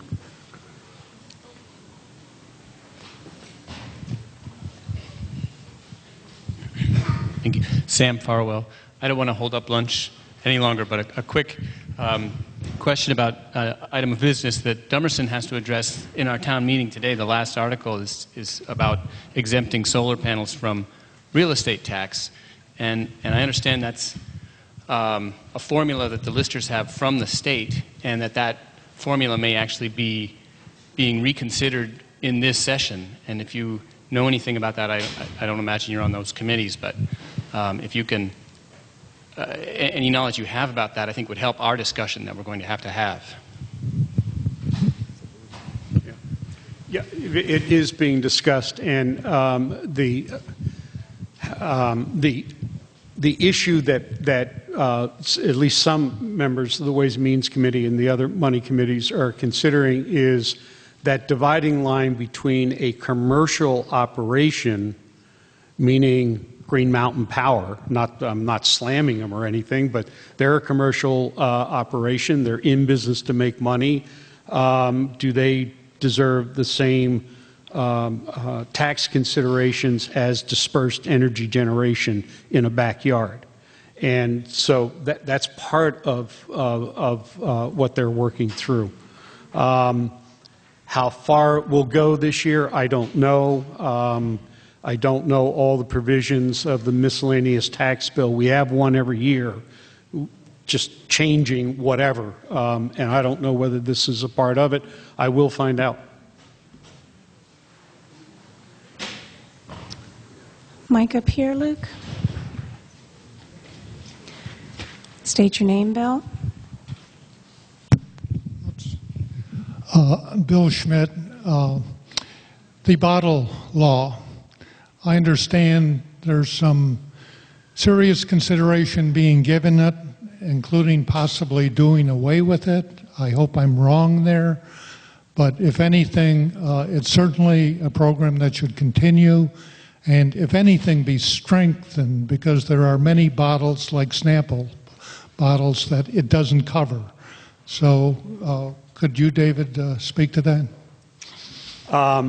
Yeah, that is not something that's directly going through my committee. Right now, the provisions don't stop the bottle deposit law entirely. There are certain classes, large containers and things like that. I have no idea how that's going to fare when it gets out of the Senate. It's right now, it's a Senate bill, S-208, I believe it is. And I have been tracking it some. And they've been working on this all year, and they still haven't voted it out of committee. So I would imagine that they're getting the same kind of pushback that you're offering to us here. And I have no idea how that's going to fare when it gets to the House. The point of the bill, though, and this is kind of one of those difficult situations. You have to really think your way through it because you know how the recycling has now become, what's it called, single sort? Everything goes into the same container, and the manager of or the owner of the trash management company sorts it out for you. Well, the bill is attempting to move towards single source trash. If it's recyclable, they'll take it out for you. If it's not, then it will be landfilled or potentially burned or whatever else that we're doing with it. And so it's the bill is an issue at a grand scheme. Pulling out little pieces of it is not something that you can do from afar. I've really got to rely on the committee. But I'll take it back, and you certainly are not alone in terms of the concern about doing in the bottle bill. Any other questions for our legislators before we break for lunch? All right. Thanks for coming. Thank you. Thank you.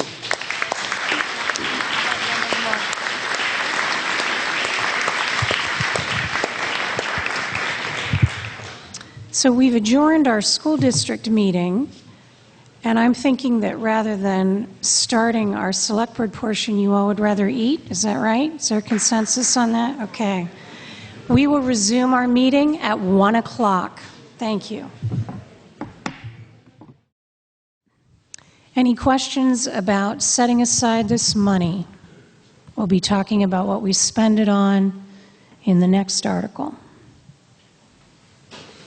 Seeing none, it's been moved and seconded to raise the sum of $125,000 through taxes and appropriate said amount to the capital fund for future capital needs.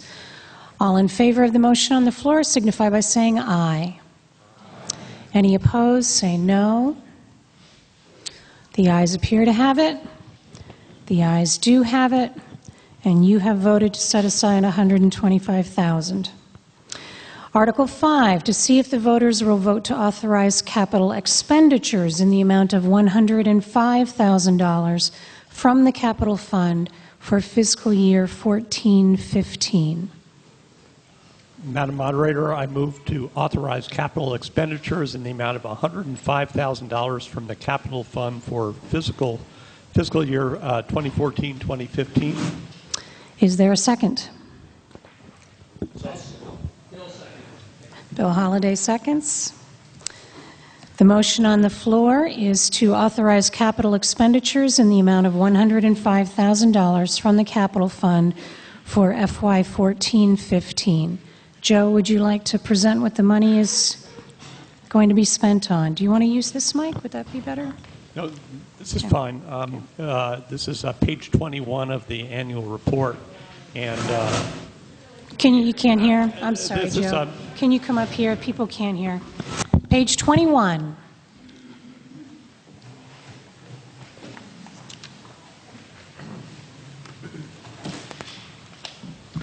Indeed, this is page 21 of your annual report, and you will see that I guess this year the town is planning to purchase planning to replace the 2007 Ford one-ton truck, and put $45,000 towards the capital budget for the future purchase of a fire truck. We decided that it would be prudent to put money away for such a big expenditure and start this year to do so. Any questions? Eric.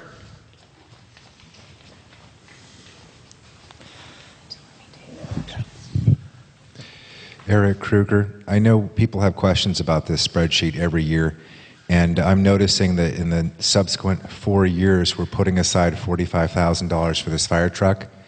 What's not helpful to me is that I do not see the purchase of the fire truck under the equipment line on the left-hand side, and I'm suspecting that's because the equipment list is primarily for the road crew, but we're putting aside $45,000 for the next 4 years and $22,500 for the subsequent 5 years, and I'm not seeing where that's actually being spent on here. So for a layperson like myself, it's a bit confusing to find out if we're actually buying a $250,000 fire truck or if we're buying a $150,000 fire truck and then another fire truck later, or can you clarify that?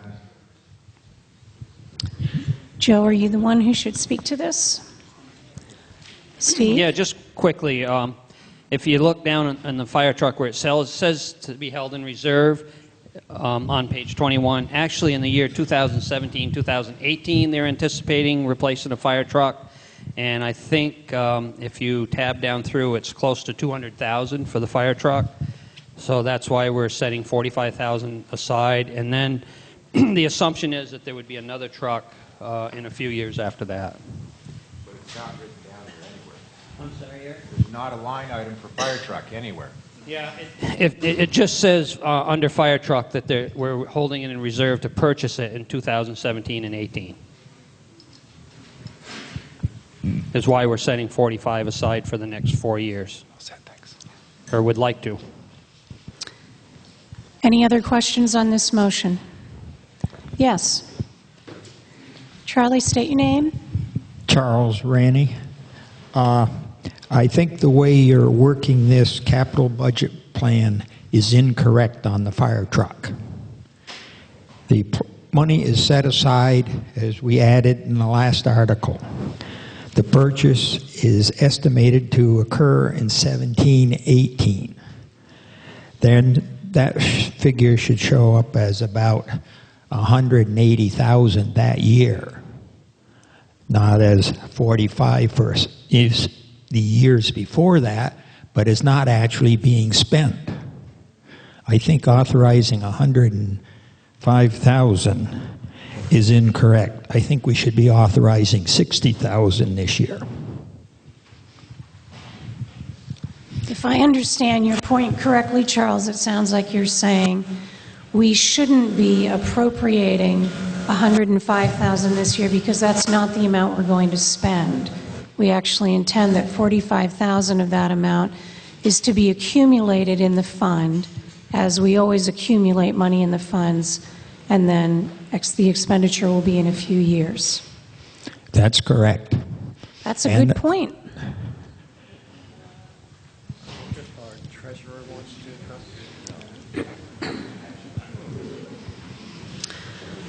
So, Madam Moderator? Yes? I move to amend the article to $60,000. There's a motion on the floor to amend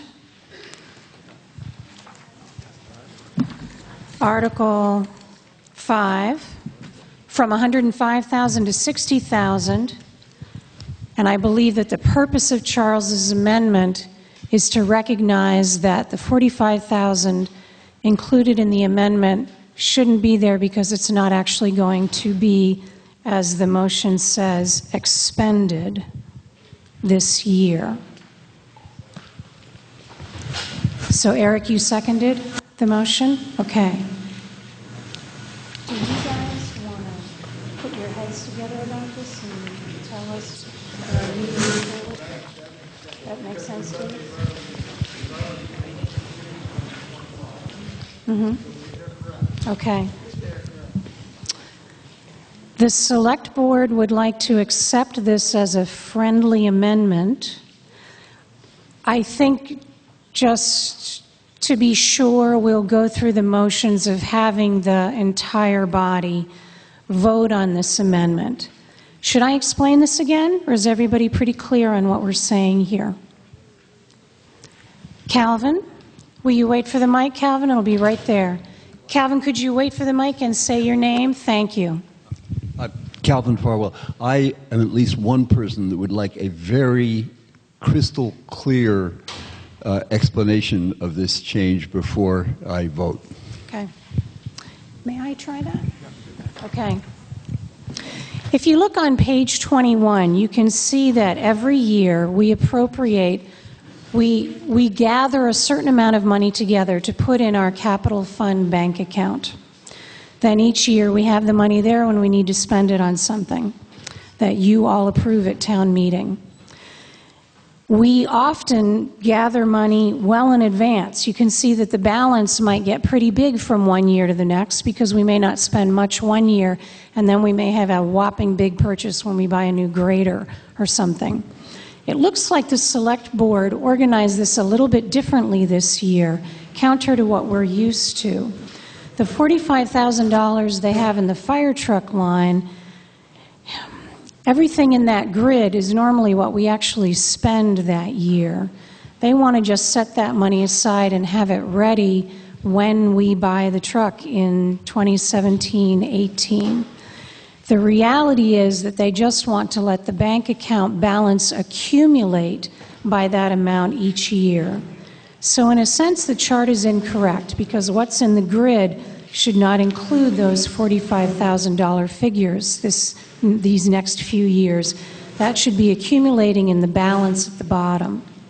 So the motion that Charles made was to acknowledge the reality of what the select board intends, which is to set that money aside and save it for expenditure in 2017-18.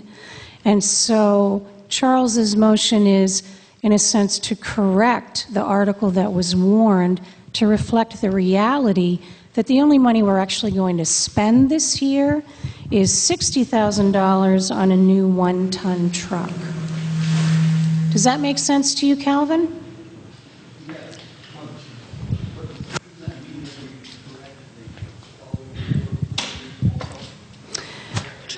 Calvin is suggesting that we correct Shouldn't we make the same correction on the following 3 years? I think we can count on the select board to make that correction for the next town report.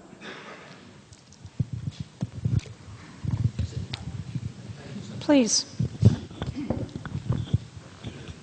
I think traditionally what we've done is when we purchased the fire truck is we borrowed the money, and this is an attempt to set this money aside ahead of time so that we don't have to pay the interest when we borrow the money, number one. And then number two, in 2017-18, there would be like $400,000 in capital expenses that year, so we were hoping to build this. This was the reason why we were doing this, although it does appear we incorrectly put it in here how we were doing it. But that's the thought behind it. So we didn't come to you in 2017-18 and ask for $400,000 because we needed a grader and a fire truck.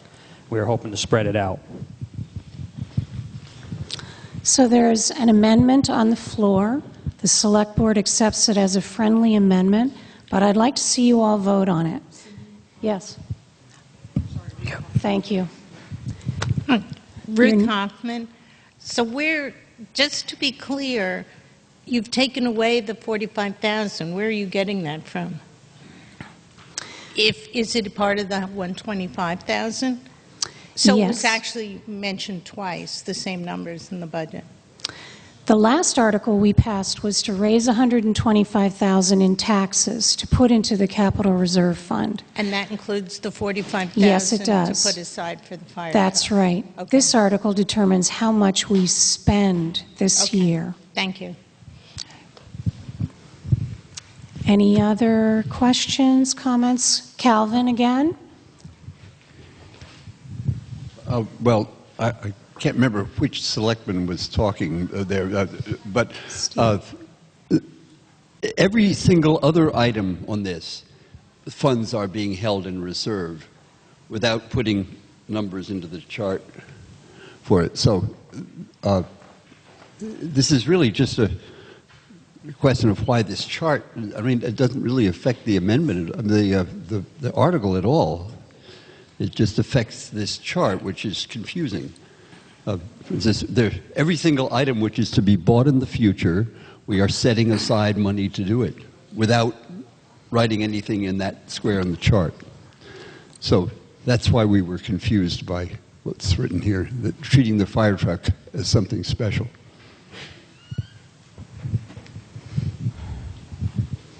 Are you ready for the question?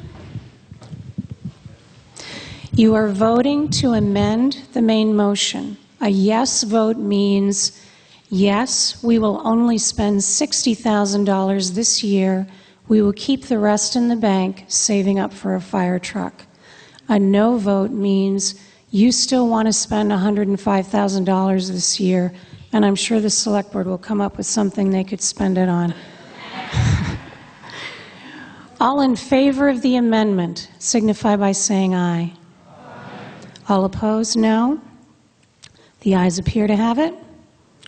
The ayes do have it. Article 5 has been amended to authorize capital expenditures in the amount of $60,000 from the capital fund for fiscal year 14-15. So we are back to that main motion as amended. It concerns buying a $60,000 one-ton truck. That is what your vote on this motion will do, approve or deny the Select Board the right to buy that one-ton truck. Is there any further discussion on that motion? The motion on the floor as amended is to authorize capital expenditures in the amount of $60,000 from the capital fund for fiscal year 14-15. All in favor signify by saying aye. Any opposed? Nay. The ayes appear to have it. The ayes do have it. You have bought yourself a one-ton truck. Behind door number 2. Okay, Article 6. To see if the voters will approve total general fund expenditures of $421,088, of which $235,865 shall be raised by taxes and $185,223 by non-tax revenues for the period of July 1, 2014 to June 30, 2015. So you're going to make the motion, then I get a second, and then you can speak to it, right? Madam Moderator, I move that the voters of this town approve total general fund expenditures of $421,088, of which $235,865 shall be raised by taxes, and $185,223 by non-tax revenues for the period of July 1st, 2014 to July 30, 2015. June 30? July to June. Yes. Yes. He said July to July. Okay. Oh. Lewis, that was your second? Lewis White? Okay. It has been moved and seconded to approve total general fund expenditures of $421,088, of which $235,865 shall be raised by taxes and $185,223 by non-tax revenues for the period of July 1st, 2014 to June 30th, 2015. We'll let Zeke go through the budget for us. If you'd like to turn to page 8 in your hymnals, the bottom, the town report, I mean. A summary of municipal taxes. It gives what you voted for at the last town meeting under 2013 and what we're proposing for 2014. And the portion of the article that is on the floor now, the taxes to be raised for the general operating budget, the $235,865. Just going down that list, we still have the highway budget in the next article, the capital fund that you have voted for, a structures fund that will be addressed soon, the total municipal taxes that we're proposing, $733,703, looks to be about an $11,383 increase over last year. which works out to about a 1.57% increase. And we could do a little voodoo where, as a result of the auditor's report, we're not counting some revenue that we traditionally have counted in the past, specifically delinquent tax penalties and interest. And we usually put in $4,000 in each of those categories under revenue. And had we continued to do that, it'd look even better, and we would have just a 0.46% increase over last year. But we've changed the way we report revenue. So if you want to turn to page 13, we'll go down some of the revenue for the general fund. We're applying a surplus of $46,644. That's a surplus that we had at the end of June 30, 2013. Under tax revenue, the current tax is that $235,865. We'll leave that alone right now, and we'll put your finger over it, and we're going to go down the rest of the columns, and we'll come back to that. But you see, we're going to get $53,000 from the state for current use, the state pilot program, or payment in lieu of taxes. That covers the state garage on Route 5 and Dutton Pines. Going down, state funds, the railroad corporate tax, which I couldn't explain to you for the life of me. The equalized grand list study, we get $1,000 from the state. The VTTC, local fines, that's what we anticipate getting back from the Sheriff's Department for traffic violations and fines. Emergency management, we get an annual stipend. Because we're in the 10-mile evacuation zone, we get $5,000 from the state and an annual grant from Vermont Yankee of $26,500. For a total of $31,500. We call that a pass-through. We get the money this side and we send it out this side. When we go through our general fund budget, you'll see how those funds are expended.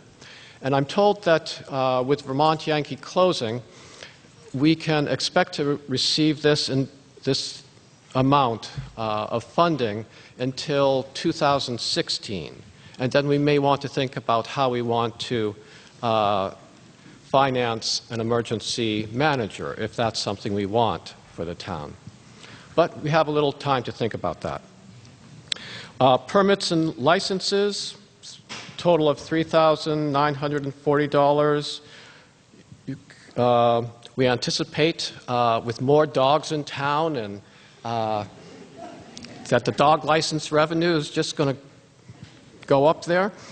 Zoning permits, expecting more on those. Going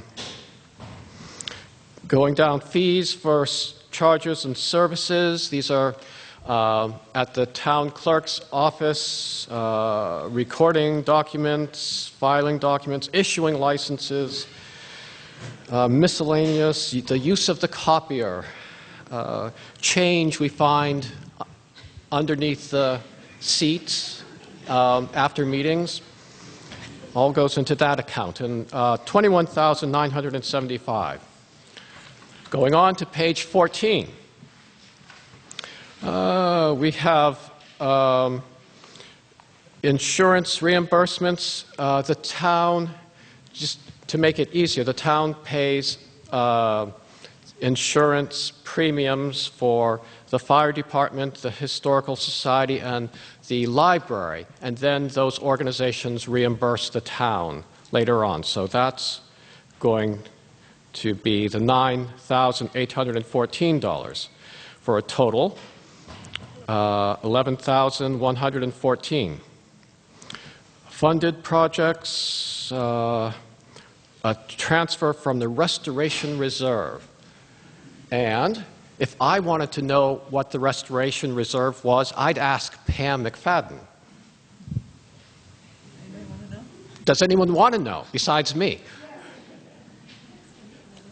I don't hear a groundswell of interest, but let's find out anyway. This will be on the quiz at the end of the program.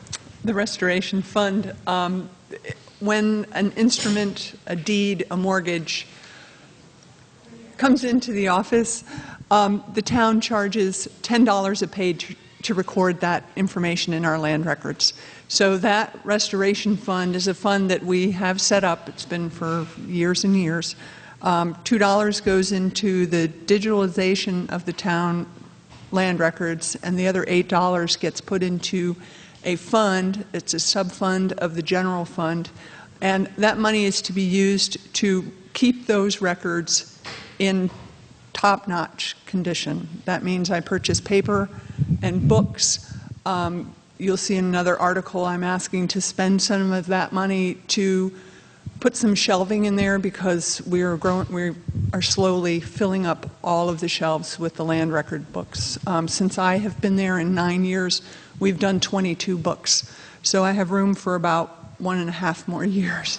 Well, I do about 4 a year, so I've got 10 more spaces. So I'm asking in the next article to spend some of that money to make room for everything. Thank you. That's the fund. Let's see. Okay, so then we go down to the total general fund revenue, $421,088. And if your finger is still covering, back on page 13, the current taxes, which I hope it is, I asked you to,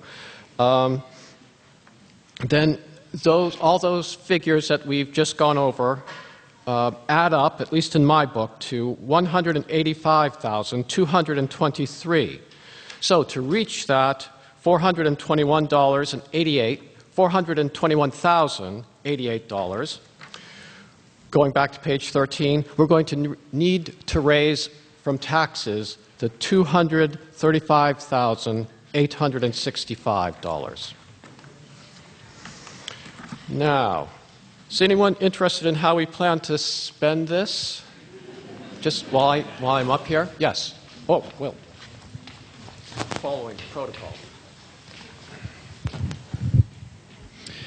Eric Kruger, I had a question on revenue, top of page 14, but I'm referencing first top of page 13 where it was shown that we had a surplus from last year of $46,000, and yet at the top of page 14 we have earned no interest.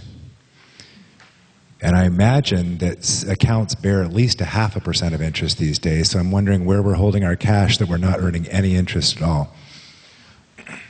It's in a can under your desk, isn't it? I'll let our treasurer take that question, if she's willing. Our general fund is held in an account at TD Bank, and it used to be in what they call a sweep account, where we would make some interest. They did away with that type of account, so the agreement that they have made with us is they will not charge us any bank fees, and we get no interest on our money. When comparing it, we get a printout every month of what fees they have waived, and it generally comes up to between $150 and $200 of fees that they have waived. So, I mean, the select board can direct me to move that to an interest-bearing account, but at this time, it's not. So I'm a man of humble means, and if I had $46,000 and I walked to a bank and I say, what's the best you can do for me? I have to imagine that I could do better than zero. So I'm wondering, can we shop this around? Absolutely.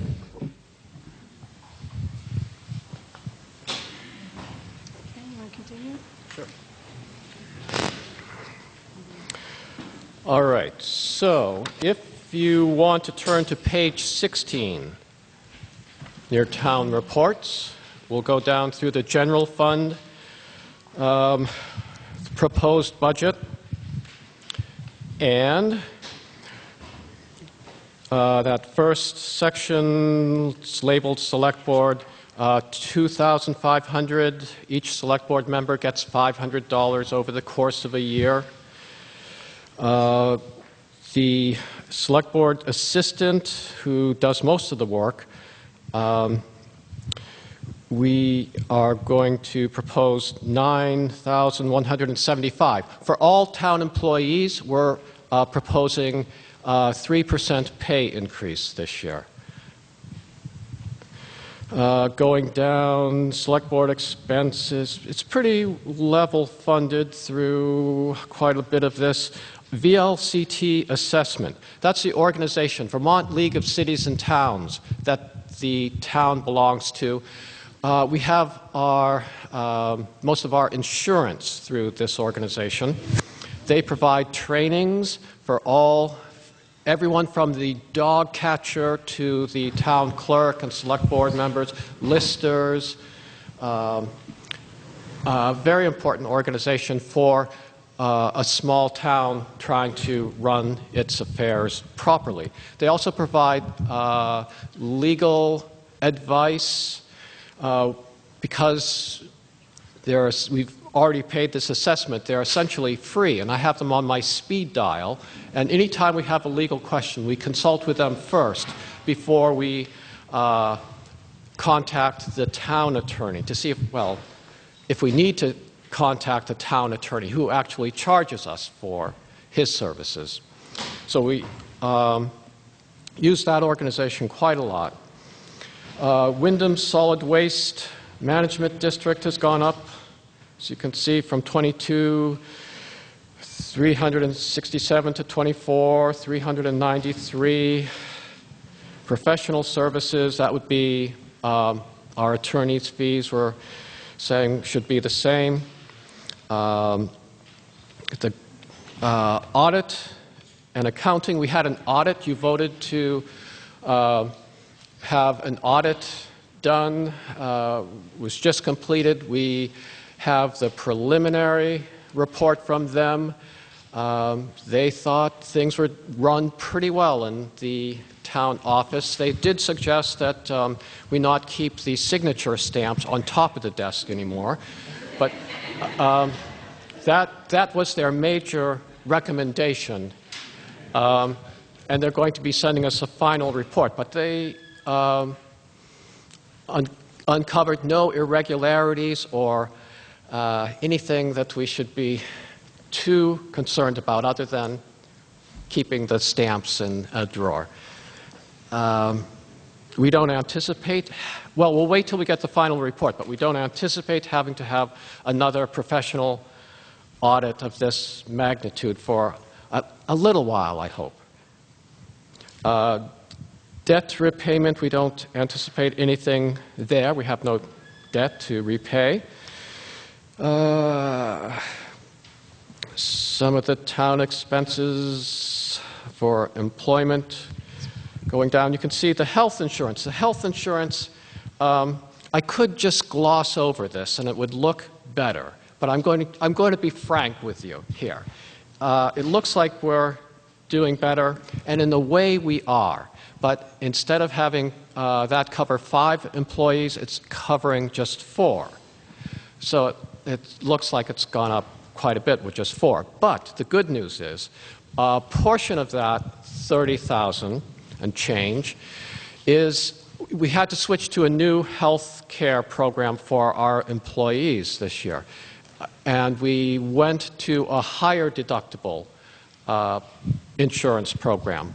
And what we've set up is a health reimbursement account where the town will set aside money for each employee to use to help cover the higher deductible. They're out-of-pocket expenses for this higher deductible program. With a health reimbursement plan, as opposed to a health savings plan, any money that's not used during the course of that calendar year goes back to the town. So we think it's highly unlikely that that money that's being set aside. Some of it we hope will be used to cover expenses, but most of it we think will probably come back to the town. So that $30,632, we don't expect to spend all that. Payment in lieu of health insurance, that's for some full-time employees that elect to use their spouse's insurance, and this just goes to help cover their deductibles or the added cost of joining their spouse's program. Workers' compensation, you can see the public official liability has gone down, and I would think that's because we have such good public officials. The insurance company has recognized that. And the property owner's policy has gone up a bit, about $1,000. That's sort of the homeowner's policy for a municipality. Going down, administration, you can see the wages for the town clerk, tax collector are much lower this year. This is a reflection of Pam McFadden going to part-time. And you can see a new item under that, the assistant town clerk. That is an assistant has been hired to fill in for the days that Pam isn't in the office. Wages, the treasurer going up. All the wages for town employees going up 3% this year. Going down, let's see, what else is interesting there? The town report, printing, going up, $2,600 we're budgeting, and we're budgeting $500 for postage.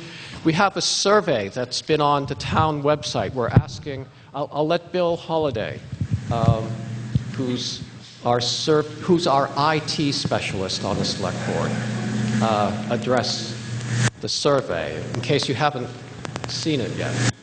He's going to do a little interpretive dance. That's why he's moving to the... Is that supposed to be with or without clothes?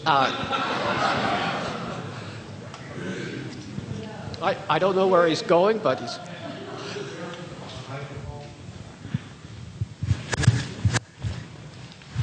He's doing the interpretive dance.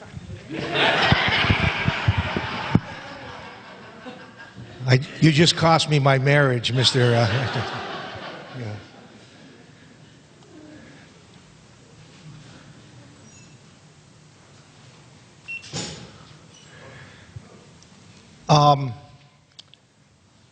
I have been a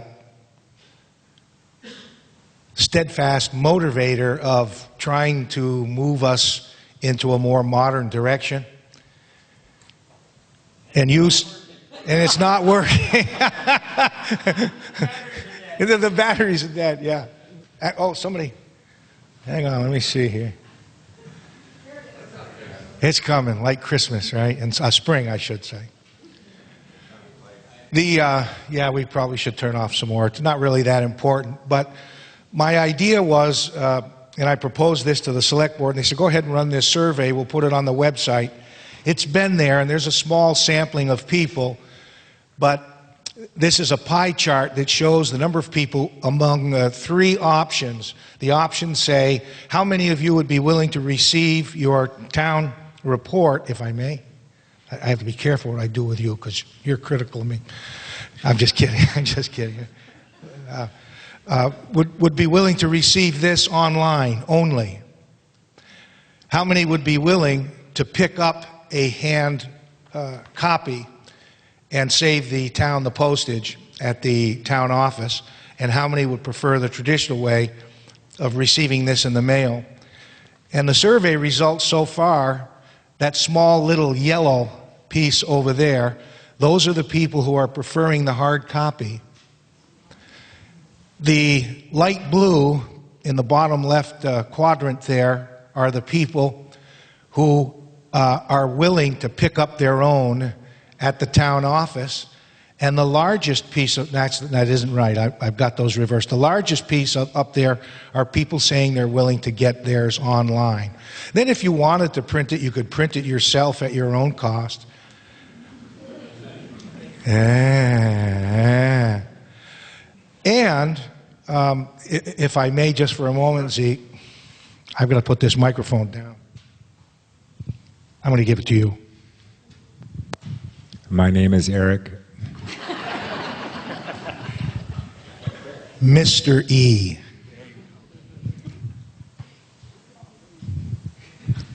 At town meeting, we could project the page that we're on, and as the select board chairman is going through the budget and pointing out things, it could be up here, it could be highlighted, and everybody could see it in this way.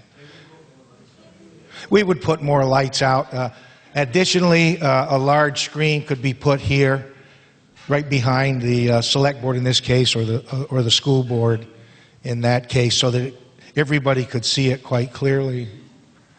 Just trying to save a little money, and those guys up there are not with me.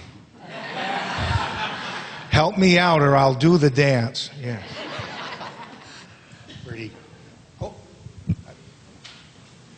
Okay. Muriel, you want to stand and state your name, please? Muriel Taylor. Can you give us an idea of how much money it would save? Not enough. Quite a bit, though, I imagine. Well, what was it already? Yeah, I'd have to add them up. Can you take the mic, Jean? Jean Newell. The cost last year, I took last year's figures from the town report, $5.41 to send the town reports. That includes postage, printing, typing. Per report. And it's over 800 that we do. I'm sorry, it's over 800 town reports that we have done. So more than 800 reports, and each one costs $5.41 to print and When mail. I first started as an auditor 18 years ago, it was like $1.75. So that's what it's gone up to.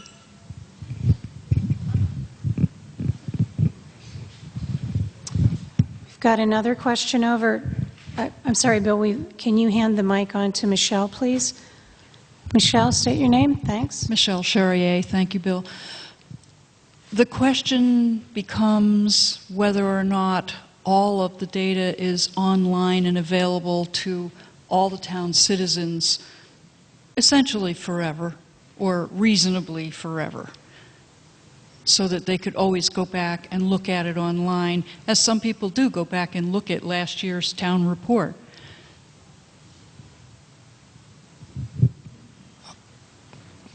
Okay to answer the question? Yeah. We could leave it here as long as we wanted to, and I can periodically send the updated pie graph so people can see it. On the town webpage, it says, let the select board know, and it outlines what this is, and down here, near the bottom, it says to click right here, and it takes you to the survey. I'm not going to blow it up and make it larger, but essentially it says what I've said, and it gives you the choice. I prefer a hard copy. Second choice, I'm willing to access my copy online. And the third is, I prefer to pick up my printed copy at of the town report at the town office. But we can leave it there as long as you want, as long as they want. Those guys. Okay, we have a question in the back corner. We're down to one microphone. Thank you, Luke, for running. State your name, Ruth. Thank you. Ruth Barton. Believe it or not, there are still some people left in this town who do not have internet access, do not want internet access, don't know what internet access is.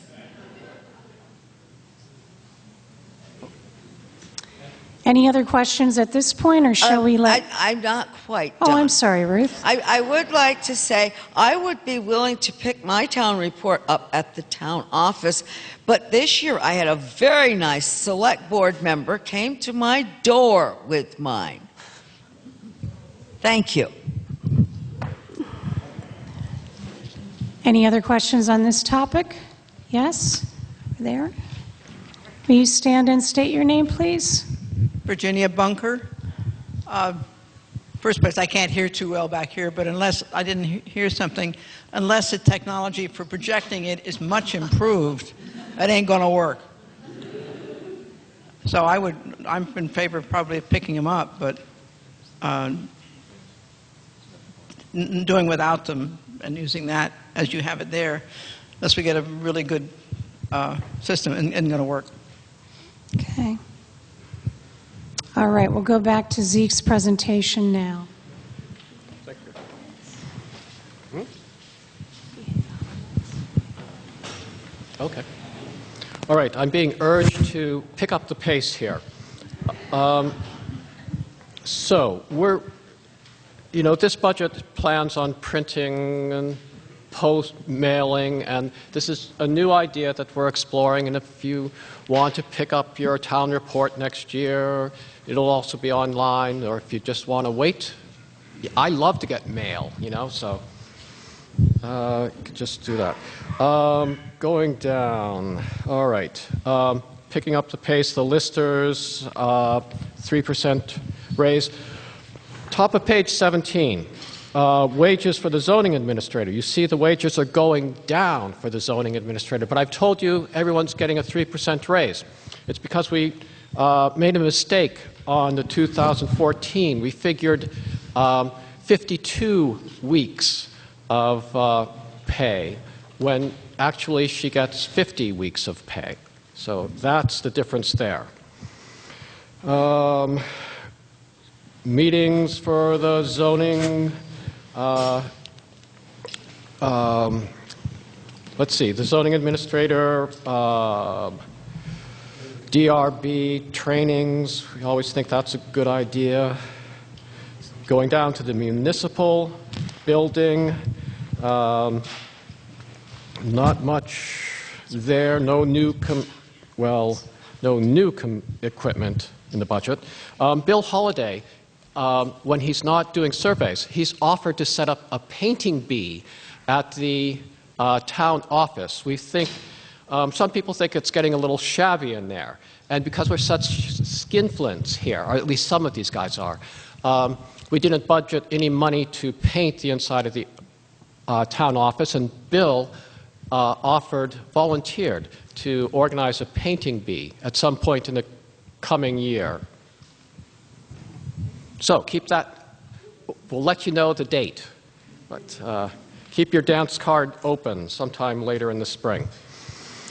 Okay, public safety, the sheriff's department's contract at $9,600. Rescue Inc.'s assessment stays the same, as does the wages for the health officer. Windham County Humane Society, constable expenses staying the same. Going down to the fire department, probably the best money we can spend here is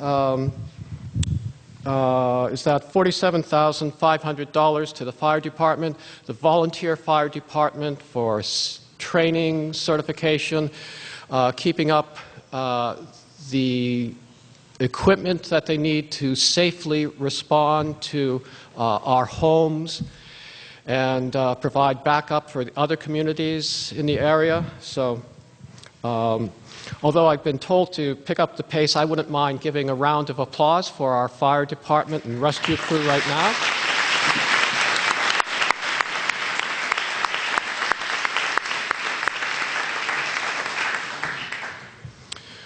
Going over to page 18, there's the emergency management. And that's the pass-through money that we get from Vermont Yankee and the state, and that we can anticipate continuing to get until the end of 2016. Waste collection, $1,000 for the town to dispose of the mattresses and spare tires and sofas that are put on the side of the road around town. $100 for Green Up Day. The health and welfare, this is all level funded. Our Social Services Advisory Committee vets the various organizations and agencies that supply services to people in our town, and that's how they recommended we expend those funds. Cemetery, going up $1,000. I believe that's to finish off the expansion of the Wilder Cemetery. The Flint on Quarry on Rice Farm Road generously donated some land to expand the Wilder Cemetery, which was essentially full. And this is just some extra money to finish off that. Recreation Board, the good news is that there's a very energetic Recreation Board back in business. We're recommending $1,000 for them. Community Center, $4,000. That'd be the $2,000 we have been giving them, plus they have a project to replace the front doors. Lydia Taft Pratt Library, $12,000, same as what you voted for last year. Going over to conservation, the Northern Vermont RC&DC. That's the organization that runs the Better Back Roads program. They conduct trainings for our road crew and safety and grant writing. Come and help with any questions our road crew may have about maintaining our roads here in town. Conservation Commission, $750. Energy Committee, $350. Farmland Protection Fund, $2,500. And I'll just tell you that right now in the Farmland Protection Fund we have $25,400. Adding this $2,500 will bring it back up to $27,900. We did in the past, this past summer, we voted to use $18,000 from this fund to help with the purchase of the bunker farm. And we're recommending we fund this at $2,500. We feel this is, we should just contribute this amount this year. Historical Society, county tax, those are pretty much the same. Total general fund expenses of $421,088.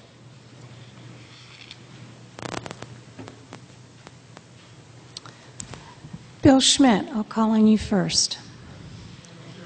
Can we get the microphone over here? Thank you. Okay, thank you, Bill Schmidt. I move that the $2,500 in the budget for Farmland Protection Fund be increased by $2,500 to $5,000. So Bill's made a motion and Isha Williams has seconded it to increase the budget line for farmland protection from $2,500 to $5,000. There is debate among the experts as to whether we can expect the select board to do exactly what we tell them to do with additional money that we vote into the budget. But in general, I think the select board has been responsive in the past, and I'm looking for nodding heads or shaking heads. Okay. And my sense is that if we approve this amendment, they would do what the amendment encourages them to do. So there's a motion on the floor to increase the budget line for farmland protection from $2,500 to $5,000. Would you like to speak to that some more, Bill? Yes, I would. We have a magnificent example of the value and importance of this fund in what has happened, what is happening at the Bunker Farm right now.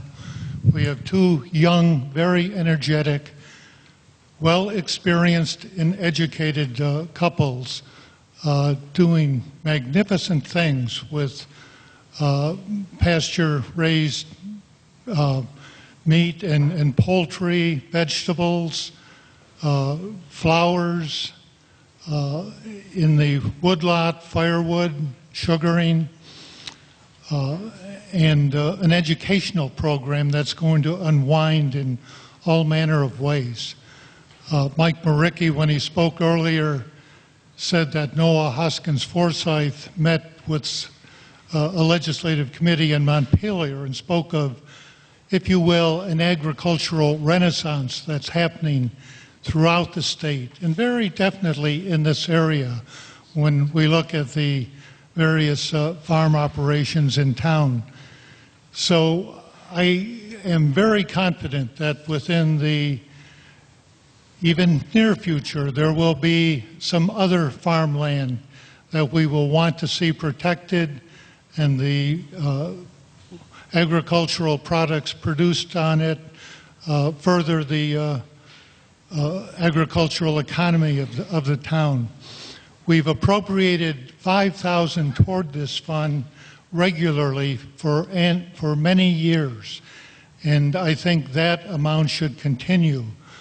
It's an extremely important fund because the Bunker Farm project, if town support, tangible town support to back up what the town plan says, that we value our farmland and want to further the agricultural economy.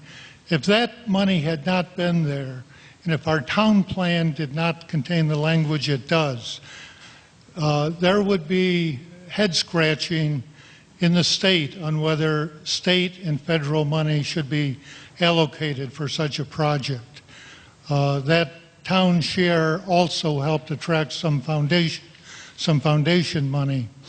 So I think it's extremely important that we continue to build that fund up. $25,000 now, yes. A new project may cost more than the $18,000 that we allocated for the Bunker Farm project. And there are other ways in which that money can be used also to protect farmland. So I would encourage everyone to support this motion. Zeke will speak to this. I am a farmer, and so I directly benefit from the agricultural renaissance going on, but I'm also a select board member, and I have a responsibility to everyone in this town. And I know from going around as the health officer and dog catcher, one of the dog catchers, Wayne Emery, also another one, but there are a lot of people, and they may not be here right now with us at this meeting, but many people in town have a difficult time paying their taxes. And they may do it, never be delinquent, but it's always a stretch for them. And so as a select board member, and these fellows too, we go down and work through this budget, and we put down the figures that we feel we can justify, thinking about the people we know are going to come to town meeting, but also the people we know aren't going to come to town meeting. And this is what being in a community is about. I feel that the Bunker Farm project required or asked $18,000 from the Farmland Protection Fund. I'm glad the fund was there to pay that $18,000. We have $25,000 left in that account, and we're talking about adding another $2,500 now. So I would urge you to vote this amendment down and go with the $2,500. And if anyone else would like to address this. Microphone up here, please. Please state your name, Matthew. Thanks. Matthew Hoffman. I'd like to speak strongly in favor of the amendment. I know it's often hard to want to spend more money on things, but I also know that most people in Dummerston really value having farmland here, and if we do really value it, it's important to put some money toward it. $2,500 is little more than $1 per person in town. I think that it's sometimes hard to spend money on things that we don't think are particularly endangered, but a national USDA study several years ago identified southeastern Vermont as an area of nationally highest risk for the loss of farm and forest land. And it's important that we're going to be able to protect that if we want to have it. I think $5,000, which would be about the price of a sandwich per household per year, is hardly too much to pay for something that people value as much as farmland. And especially because, as Bill said, we need to show that we care enough to put some money toward it if we're going to be able to attract any money from the state and outside sources. And we'd be real sorry if it was gone. There's a lot of things that if we don't fund adequately, future generations can build back up what's fallen apart. If we lose the farmland here, it's never going to be able to be brought back again. So I hope that people will support the amendment. Mark, I see your hand. You state your name for us, please. Thanks. Thank you, Ms. Moderator. Mark Whitaker. It's not that I have a problem with farmland. It's not that I have a problem with open land. I think it's all great. I really think you're traveling down the wrong avenue to put it on the back of taxpayers. I think Zeke did a great job explaining to you why they did what they did. I commend our select board for the fine job they've done year after year on the municipal budget. You have level funded that or close to it for a long time. Hats off to you. And then we come to things like this. And you say it's not much money. But I'm going to ask my annual question again. How many people in this room have sent a check to the Farmland Protection Fund? Raise your hand. How many people have donated to the Farmland Protection Fund out of their own personal checking account? That's not the question, Calvin.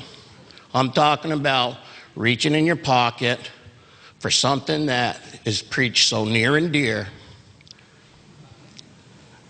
and two people have ponied up out of how many thousand of people in town. So, that's right. It's so important that you don't want to go in your own pocket. What if we took 10% of the current use money the state gave us and designated that to our farmland protection plan? That's the money you people are saving on your farms. And the people that raise their hands in here, most of them are farmers, helping themselves. I know we need farms, but a lot of people need help. And a lot of people are on fixed incomes. We've got an elderly population in this town. We have a lot of fixed incomes, and the struggle gets harder and harder. And obviously, those of you that are speaking in favor of this don't get down to your last dollar at the end of the month before your payment comes in. And you ought to put those shoes on before you volunteer tax money for other people that are struggling to stay in this town. You haven't done a fundraiser hardly. You did for the bunker farm, but that was an individual fundraiser. There's all sorts of options out there to raise funds for this that's so near and dear to you. But yet you come to town meeting and want to increase that amount and pin it on the back of everyone. If you're rich enough, go home, write a check for $100, and we won't have to have this discussion again. Thank you. Isha, in the back. About the effect. I'm sorry, Isha. Could you state your name first? Isha Williams. Thank you. About the effect that this would have on our property taxes, there's been a couple of studies, including one by the Vermont League of Cities and Towns, which we're a member of, and also Vern Grubinger has spoken about them at previous town meetings. And these studies have shown that the towns that have the most protected open space, farmland and forest land, have the lowest taxes. And the reason for that is that when you build more houses, you need more school budget, more police, more fire, et cetera, whereas protecting farmland and forest land reduces taxes in the long run. Our Farmland Protection Fund now has around $24,142 in it. That's what Lori told me. By comparison, Chesterfield, New Hampshire, right across the river, has $75,500 in its land conservation fund. There's around 40 towns in Vermont that have land conservation funds, and many of them have more than we have in ours. In 1960, there were about 300 houses here in Dummerston. Today, there's around 800. Many of those houses have been built on farmland, and we're losing our farmland. Above the cost of our taxes, I really think that having open space, open farmland, and forest land is what makes Dummerston special and why people want to live here. If not for that, we'd look just like so much of the rest of the country where it's just suburban sprawl. So I hope that we will do what Bill's suggesting and invest $5,000 a year in farmland protection. Okay, microphone up here to Bill. You state your name, please, Bill. Bill Conley. I haven't really heard enough. I heard Bill's proposal to increase by 2,500, and Mark had mentioned that Zeke had talked about the rationale.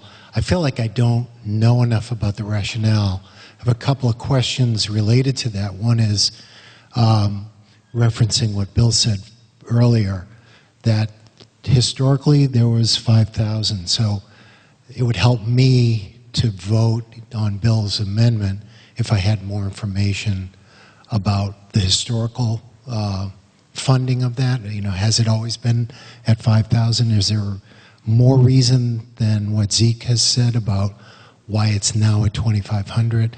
Those kinds of things would help me make a more informed decision. So.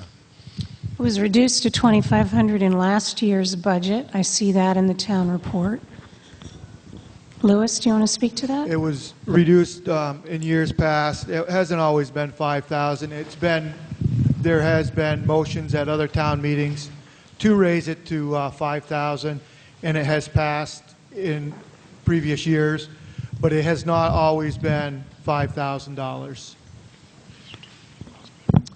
Yes, back there, please. Will you stand and state your name? Thank you. Thank you. Hi, Linda Hellis. I've, of course, been following this as being a resident in Dummerston here for 55 years. I've heard reference to how many farms used to be in Dummerston.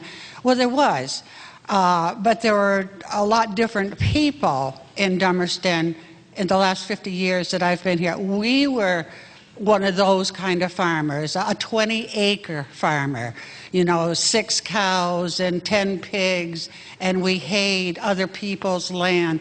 It was a survival farm. We did that by our bootstraps. There was no such thing as getting financial assistance. The only assistance that you got from the oh dear, I'm going to have a senior moment here, was from the Extension Service. They'd teach you how to butcher. They'd teach you how to can. Ray Pessel would come out and look at your trees. This is what Dummerston was made up of 30, 40 years ago, were the 10 and 15-acre farmers. We were our own little breadbasket.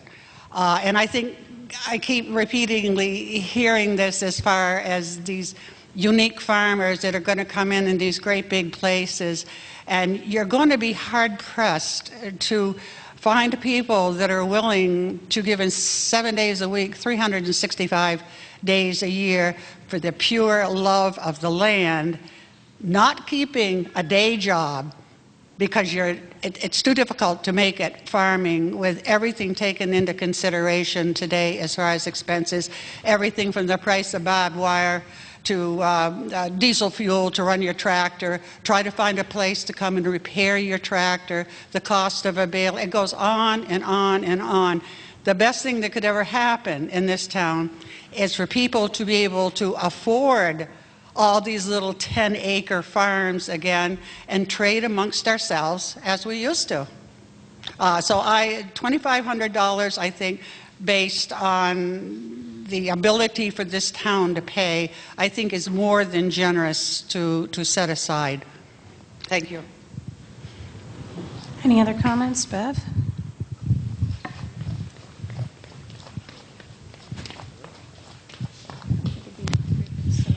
Beverly Kenny. Is it possible, Madam Moderator, to have two amendments to a motion? You can amend the amendment. You cannot make a second amendment to the main motion until the first amendment has been voted on. I would like, in the spirit of compromise, I would like to amend the amendment to say that if by April 15th there is private funding of the Farmland Protection Fund in the amount of at least $5,000, the town will then appropriate an additional $2,500 that's currently in the budget towards the Farmland Protection Fund.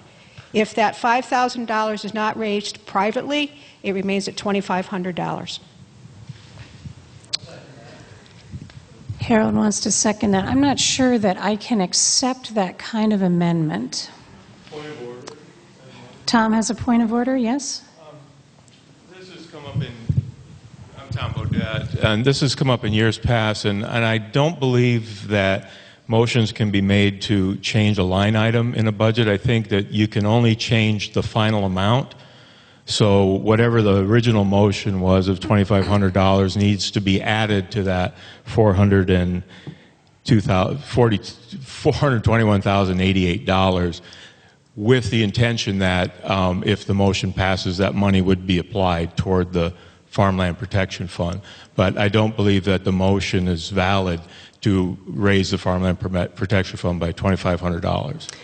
We did review this a moment ago, and the Select Board shook their heads to say that yes, if the original amendment passes, that they would follow the town's will, and the extra $2,500 voted to the bottom line would be put into the Farmland Protection Fund.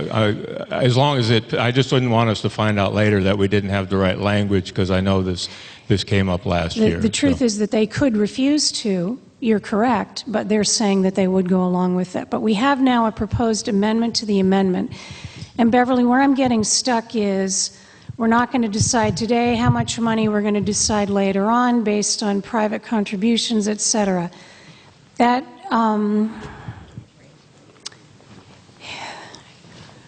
I think I'm going to ask the body to decide whether we can accept a motion to amend like that.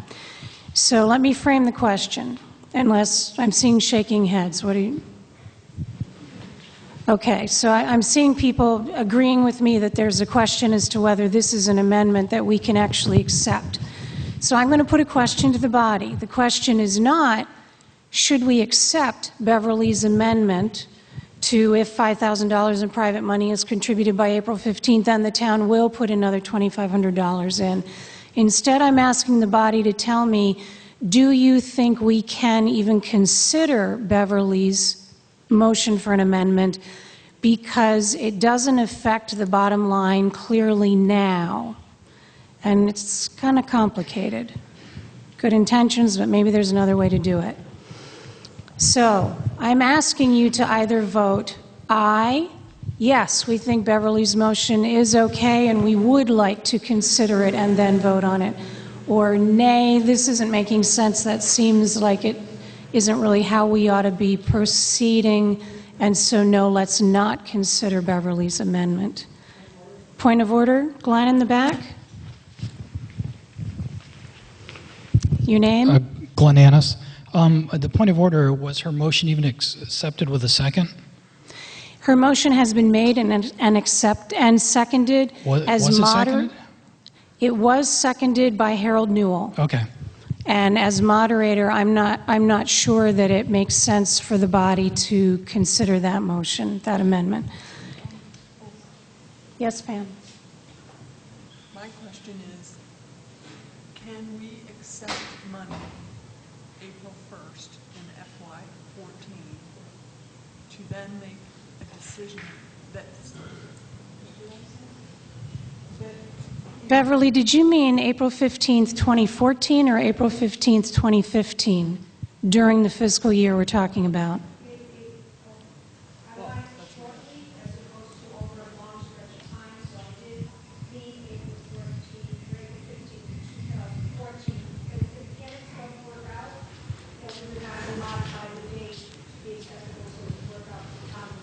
I think Pam is saying we cannot accept money during this fiscal year for next fiscal year.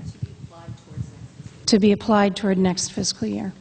I'm asking you, I'm sort of addressing it to everyone here, and I want Lori to think about it too. So that might be another reason that we don't want to consider this amendment, because we're not sure how that would work. Does anybody else have a point of order? Roger, you want to address the question as to whether we should consider this amendment? Roger Turner, it seems like this should be a matter of a law or of Robert's Rules of Order rather than what we as a body think about it. I understand your thought, Roger. I'm not certain that this is addressed in Robert's Rules of Order, the concern around when money would come in vis-a-vis the fiscal year and whether we can, at this meeting, not vote on a specific dollar amount, instead making it contingent on one thing or another. I have my Robert's Rules book. I don't think that's going to be in there. Ruth, you had your hand up? Being as how there seems to be some question about this, I would suggest that we vote this amendment down, because we could very well find out at a later date that what we've fiddled around with here isn't legal anyways. Mm-hmm. And Mark, is that you? Your name? Yeah, Mark Brown. It just occurred to me that as interesting an idea as Beverly has brought forth, that it's also just too far from what we're voting on and is too close to being a whole new article in itself and would have to be warned and whatnot. So Beverly, we can go ahead and vote, or you can withdraw your motion for an amendment. Okay. Any other comments before we vote on whether to consider Beverly's amendment?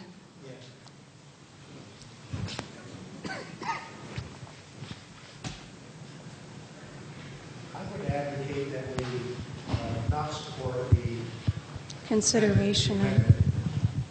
Because I think it's just avoidance. I think we need to get back to the issue and allow the people assembled here to make the decision whether or not, as Mark Ritter has suggested, that if you want to contribute to this privately, go ahead and do it. Or is it the responsibility of the town to do it?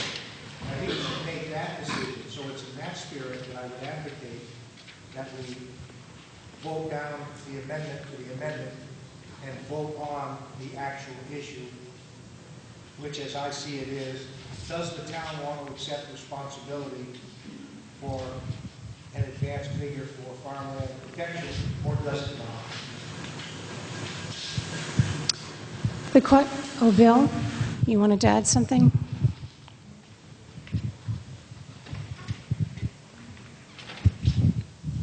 One other relevant point as far as Beverly's amendment to the amendment and the raising of an additional $2,500 possibly privately by April 15th. The fundraising, the private fundraising effort for the Bunker Farm project is still continuing. It's winding down. Over 100,000 has been contributed by individuals, in addition to the 18,000 that's been contributed by the town. But that 100,000 is about 5,000 or 6,000 short of the ultimate goal. So some additional money needs to be raised privately for the Bunker Farm project to be completed. And that effort would compete with raising $2,500 privately for the farmland fund by April 15th. Again, I can only emphasize that the town's support, financial support of farmland protection is extremely important when it comes to seeking state and federal and private foundation support. It's all well and good to say there are individuals, and there are many, and we need them, who support farmland protection privately. But for the town itself to step up, that says something to the governmental and private foundation funders. And there's 25,000 in the fund now. That's terrific. When we're talking about raising several hundred thousand, as we had to do for the bunker farm project, the $24,000 or $25,000 isn't very much. And so if it can get incrementally built up beyond that amount by amounts of $5,000 a year, that's very helpful. I want to make one small, I think, correction to what you said, Bill. Beverly's suggestion was that $5,000 in private money would need to be raised. So, Chad has asked that we call the question. Is there a second to calling the question? Harold Newell seconds it. There's no debate.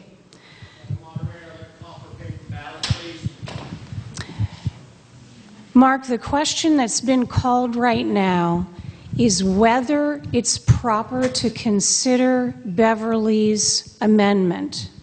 I suspect that what you want a paper ballot on is whether the town gives $5,000 or $2,500. You're agreeing with me, okay. So, the question before you is to call the question. That is, no more debate, to go ahead and vote on whether we think it's proper to consider Beverly's amendment. I need a 2/3 majority to call the question. All in favor of calling that question signify by saying aye. Aye. Any opposed, nay. The ayes appear to have it. The ayes do have it. You are now presented with the question. We are not asking you now, should the town give $5,000 instead of $2,500. We are not asking you now, do you like Beverly's amendment of waiting for $5,000 to be contributed privately? What you are voting on is whether it is proper to consider Beverly's amendment. I don't think Roger's Rules of Order is going to rule on this. My tendency is to say, no, this is not proper, but I want to get input from you all. A yay vote is, yes, we should consider Beverly's amendment. It's worth it even if maybe it's improper. A no vote says, no, we should not consider this. We should get back to the amendment. Should it be $5,000 rather than $2,500 from the town? All in favor of discussing and voting on Beverly's amendment signify by saying aye. All opposed to that discussion say no. No. The noes appear to have it. The noes do have it. Beverly, we're going to forego your amendment. We're back to the main amendment of Bill's, which is that the town fund the Farmland Protection Fund with $5,000 rather than the $2,500 that's in the proposed budget. Is there further discussion on that point? Calvin. State your name, please. Calvin Farwell. This is really a question for Bill. I'm just, as somebody who's trying to think about whether this should be 25 or 5,000, and then I also think, well, why not 10,000 or 1,000 or some other number? And I mean, it really looks like, it sounds to me as if these numbers are kind of arbitrary. It looks to me if it's to support this program, it's important that the town of Dummerston not contribute zero. So I would be against that. But in all the space above zero, what is the rationale for 5,000 instead of 2,500? Could you answer that, Bill? Or what kind of thinking goes into that difference? Bill, you've spoken to this question several times, but if you want to briefly answer the question of Calvin's, go ahead. Well, I have to agree with Calvin. 5,000 is arbitrary. I think there's historical precedent for it. When the fund started 12, 15 years ago, there was a tax windfall in town I think it began with a $10,000 appropriation. And then most every year since, it has been 5,000, often by an article under other business, because the select board hadn't put it in the budget at all. But 5,000. Last year, the select board went to 2,500. I think my point simply is that this fund, if it can incrementally grow, and for 5,000 seems a reasonable amount to me, then if a project comes up where a sum is needed, we've got a workable fund to deal with. Thank you, Bill. Zeke? We are proposing the overall budget, a 1.45% increase, but remember that's on top of what was a 10% increase last year. And so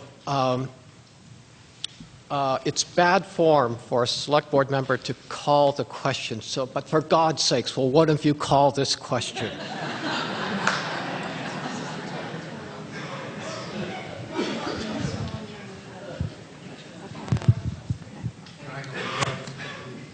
I saw Harold's hand before I heard you, so up here, please. State your name, Harold. Harold Newell, I call the question. Is there a second? Chad Farnham seconds that. No debate. I need a 2/3 majority to call the question, meaning there will be no more debate on this issue. We will vote on the amendment. All in favor of calling the question and going to the vote on the amendment to increase from 2,500 to 5,000, signify by saying aye. Aye. All opposed, say nay. The ayes appear to have it. The ayes do have it. The question is called. The vote before you is, shall we increase the bottom line of the budget by $2,500 with the intention of the Select Board contributing $5,000 versus $2,500 to the Farmland Protection Fund, which they are not obligated to do, but they have indicated that they will. There's no further debate, or no? I lost track. Where are we? The question is called, so now we're voting. I'm seeing hands, but I don't think I can call on you, because debate is over. I understand. Okay. Paper ballot. I need 7 hands raised in support of a paper ballot, to call a paper ballot. 1, 2, 3, 4, 5, 6, 7. Got it. Okay. Board of Civil Authority, can you come do your duty? We're going to have 2 lines. We're going to have people with a last name from A to L at this table and M to Z at this table. A yes vote will increase the allocation to the Farmland Protection Fund.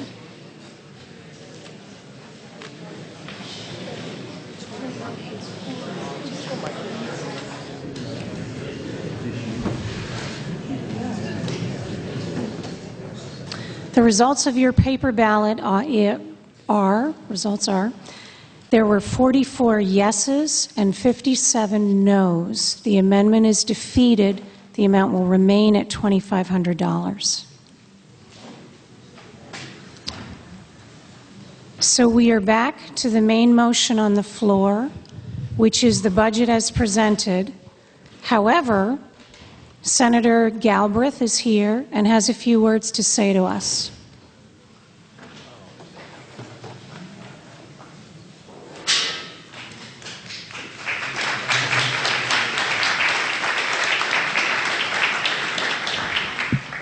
Thank you very much. I've been a diplomat a long time, but relatively new as a politician. I've learned enough politics to know that I shouldn't stand between a town meeting and finishing up the business at this point in the afternoon. But I've been out and about. It's sort of speed dating town meetings. So it's great to be here. I will just touch on a few things very quickly. First, as you wrestle with taxes and expenditures, we are as well. I am hopeful that we will get through this year with being able to fund our obligations without doing damage to key programs and without raising broad-based taxes, that is sales, income, rooms, and meals. However, the property tax rate is going up. That concerns me. I think we need to think about whether it's sustainable to fund education indefinitely so heavily on the property tax. I will have legislation. We have 3 of the 7 members of the Finance Committee supportive that would actually eliminate a need for, if it had been passed last year, it would have eliminated the need for the increase this year. Basically, what you have in our tax code is lots of tax breaks. And those tax breaks come at the expense of everybody else. I'm hoping we can close them. That would raise $65 million and would eliminate at least the need for an increase next year. So it's a temporary fix, but it is something. A couple of other issues.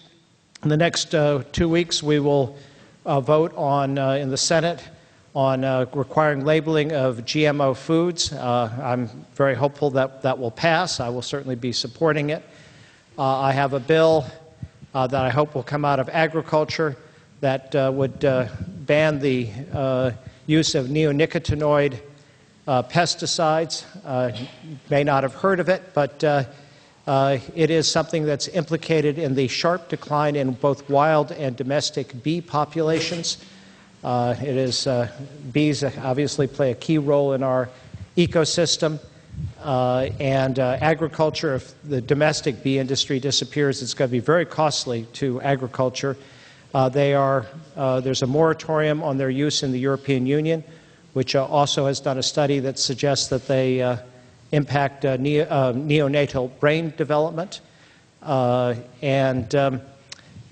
view is that we ought to not use them until we know they're safe. Unfortunately, the way we approach things in this country is we consider them safe until proven otherwise. That's what happened with DDT, but that's another issue that is coming up. And just a final environmental issue. There was a lot of discussion, and including the natural resources, of beginning to scale back on the bottle bill. It's something that I oppose. In fact, I'd like to see it extended to things that really weren't in bottles 40 years ago. 40 years ago, people didn't put water in bottles. Now they do, and I think for those of us who are out in the woods, we certainly see that cans can get picked up, and there are a lot of water bottles.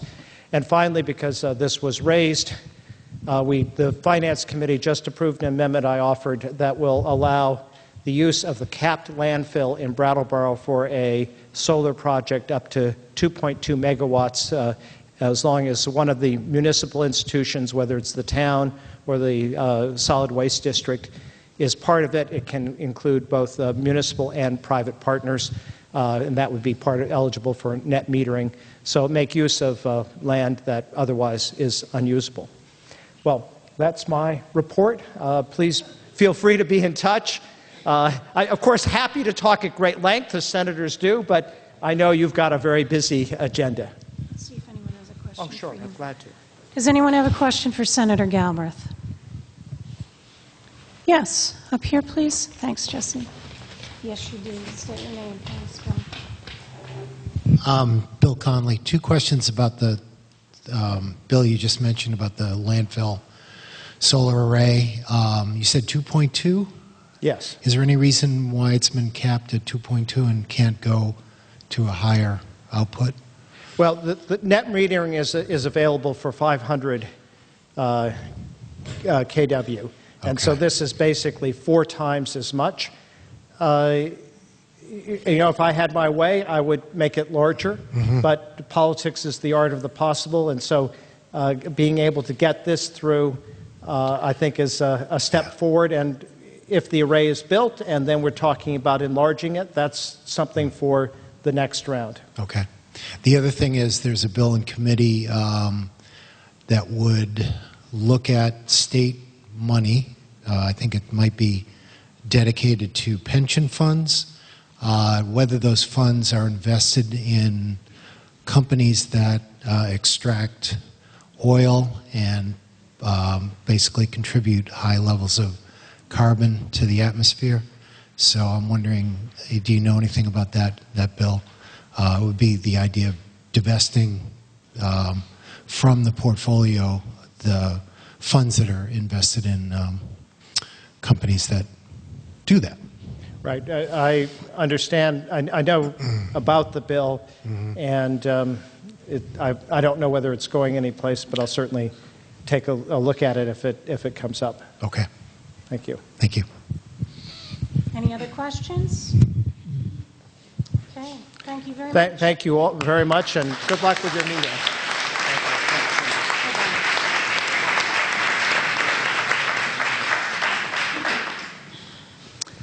We are back to Article 6, which is on the table as presented in the warning. It has not been amended.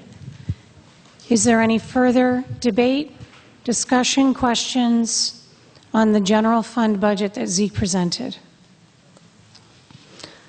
Seeing none, I'll present you with the question. The motion has been made and seconded to approve total general fund expenditures of $421,088, of which $235,865 shall be raised by taxes and $185,223 by non-tax revenues for the period of July 1st, 2014 to June 30th, 2015.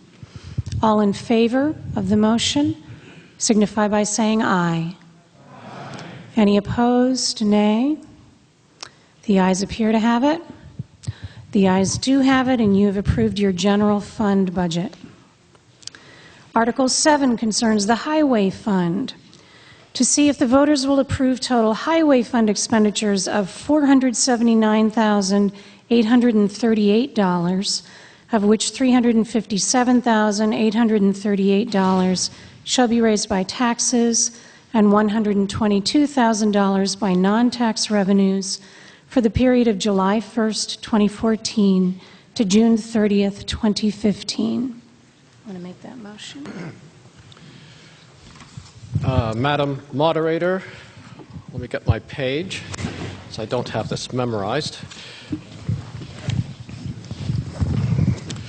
I move that the town approve the total highway fund expenditures of $479,838, of which $357,838 shall be raised by taxes and $122,000 by non-tax revenues for the period of July 1st, 2014 to June 30th, 2015.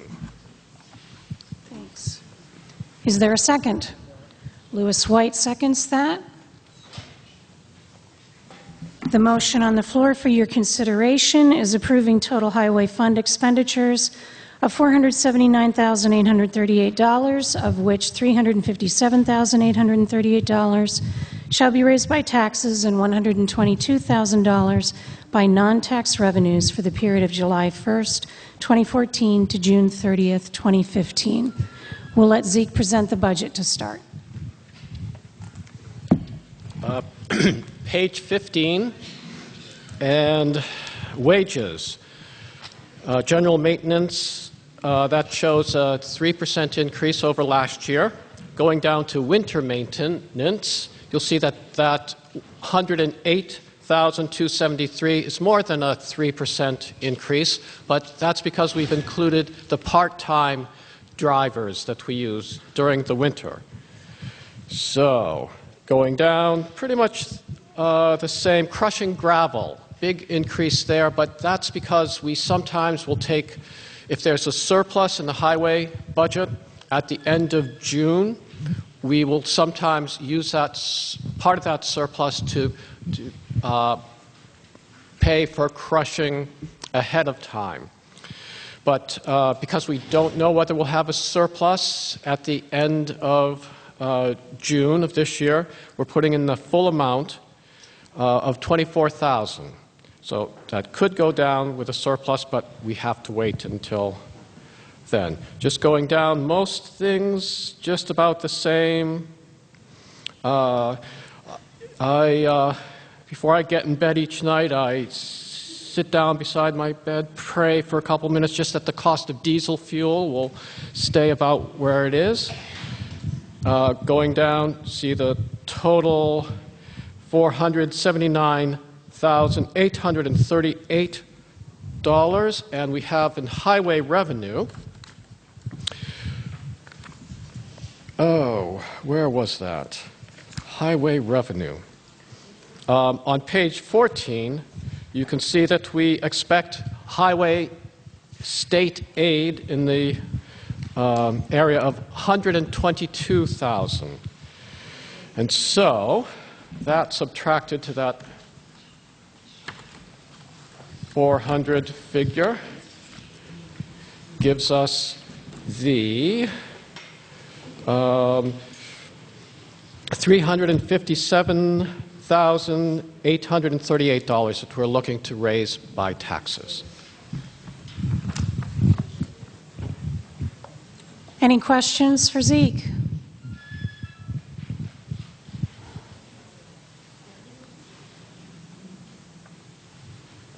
Seeing none, the motion on the floor is ready for a vote. It has been moved and seconded to approve total highway fund expenditures of $479,838, of which $357,838 shall be raised by taxes and $122,000 by non-tax revenues for the period of July 1st, 2014 to June 30th, 2015. All in favor of the motion signify by saying aye. Any opposed, say nay. The ayes appear to have it. The ayes do have it, and you have a highway budget. Article 8, to see if the voters will appropriate a total of $19,865 to be put in the Highway Structures Replacement Fund using $4,865 from FY 2013 highway surplus and an additional appropriation of $15,000 to be raised from taxes. Is there a motion? Madam Moderator, I move that the town vote to appropriate the sum of $19,865 to be put in the Highway Structures Replacement Fund using $4,865 from fiscal year 2013 highway surplus and an additional appropriation of $15,000 to be raised from taxes. And is there a second? Bill Holliday seconds.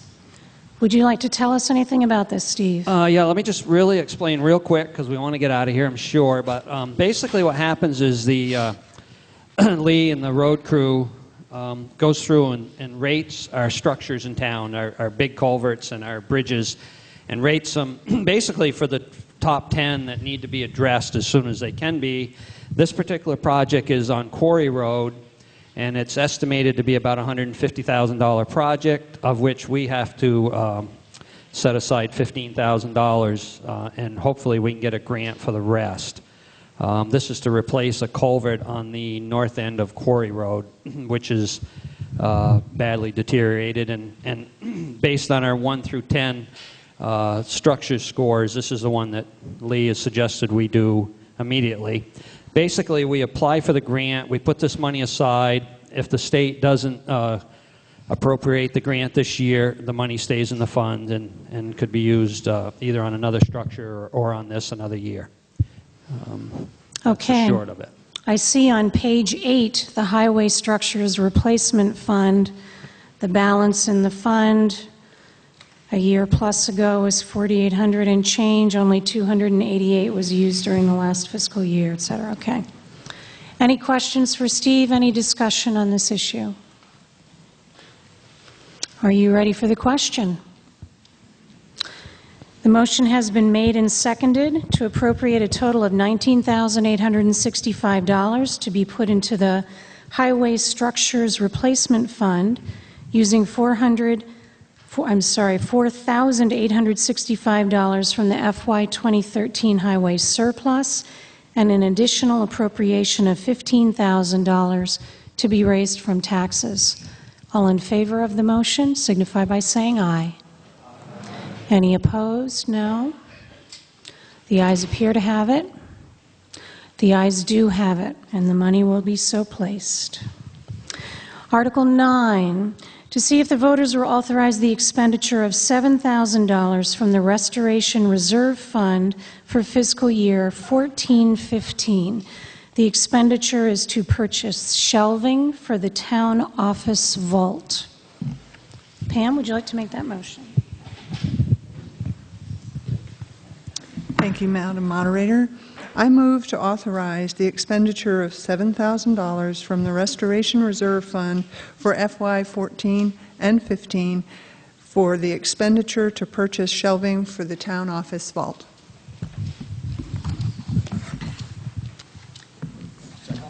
Zeke just seconded, if you want to write that down. Okay. So this is not raising any new tax money, right? Okay. The motion has been made and seconded to authorize the expenditure of $7,000 from the Restoration Reserve Fund for fiscal year 14-15 to purchase shelving for the town office vault. If you were here earlier, you might have heard Pam talking about this. I just clarified with her, this is not additional money to be raised in taxes.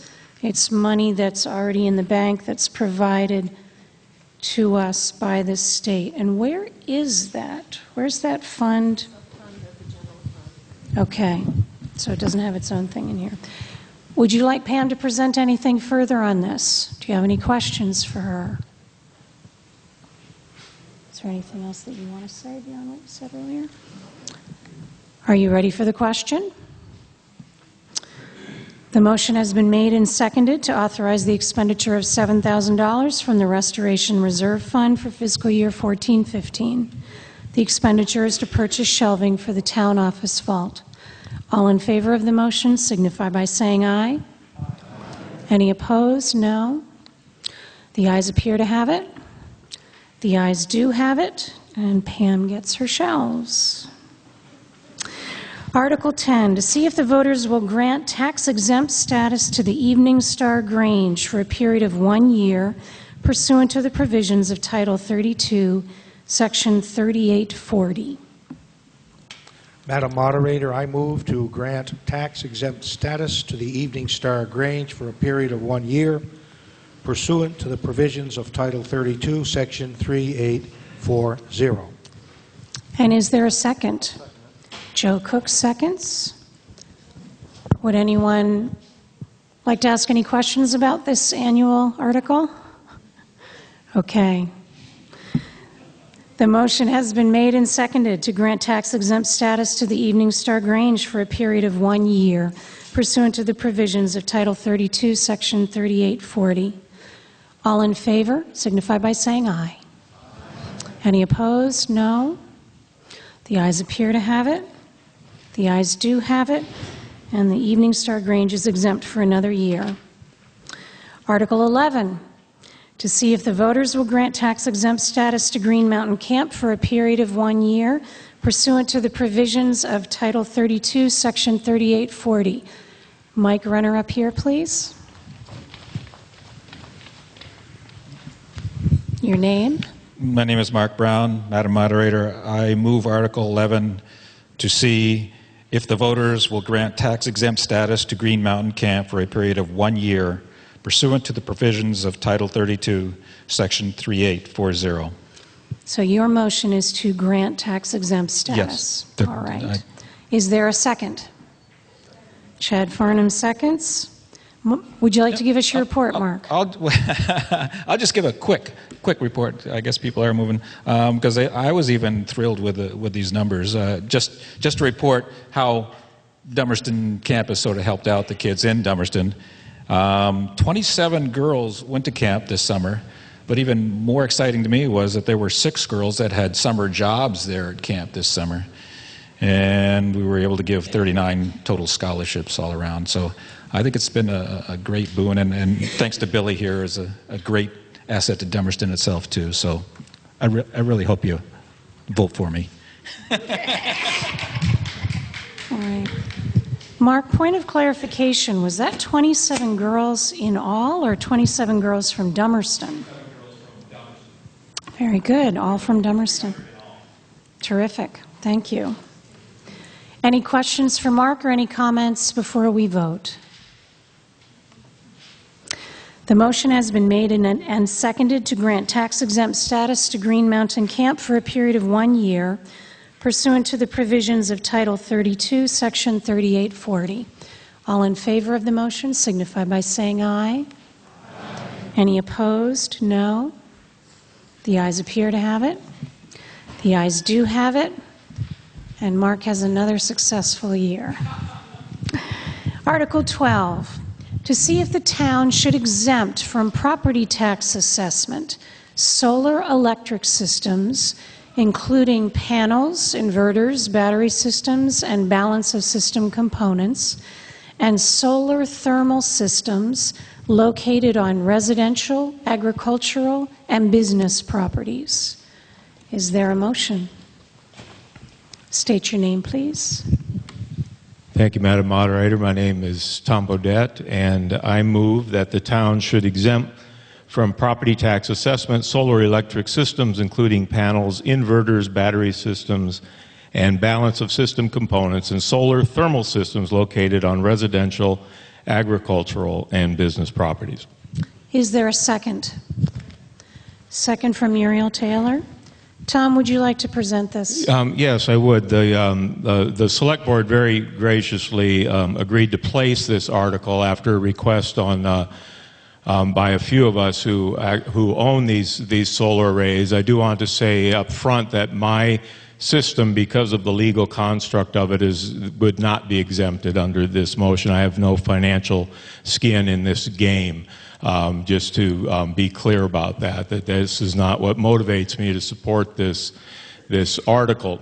What does motivate me is it's a complicated issue, and I think that the Select Board asked me to introduce it because they missed the sound of my voice. But I will try to spare you as much of it as possible. Essentially, what happened is all solar arrays used to be exempt by state statute up until last year, and the legislature decided that, being a home rule state, that they should send this back to the towns and make it the town's prerogative whether to exempt solar arrays or not. It's just like the state. Every once in a while they throw us a meat scrap and then drive away with the meat wagon while we fight over it, and this is the thing that they threw us this year. So to make it easy for towns to exempt solar arrays, because state policy is to encourage these types of things, they instituted what's called a uniform capacity tax on all solar arrays in the state. It's a $4 going up to $6 per kilowatt charge this year. That money goes to the state education fund, which then would make towns free to exempt these systems without becoming liable for those education expenses. So all a town would be exempting is the municipal portion of the property tax assessment. It's not a lot of money. I think the listers estimated something like $1,000 in taxes would be brought in, all told, for what exists in Dummerston today. Again, this would only apply to systems greater than 10 kilowatts. Those less than 10 kilowatts are still exempted under state statutes, and it would not apply at this point to systems that sell power back to the electrical company, as most of us do. That's why mine would not qualify for this exemption. And currently, group net metering do not qualify for this exemption either, although there is legislation being written to address that, because they also would like to encourage that. So the question is, it's a small amount of money. It's not going to make or break any of these solar systems. There's plenty of state and federal subsidies as there is to build them, so why do this? That's the reason that I'm standing here, is there's a very good reason why Dummerston should do this.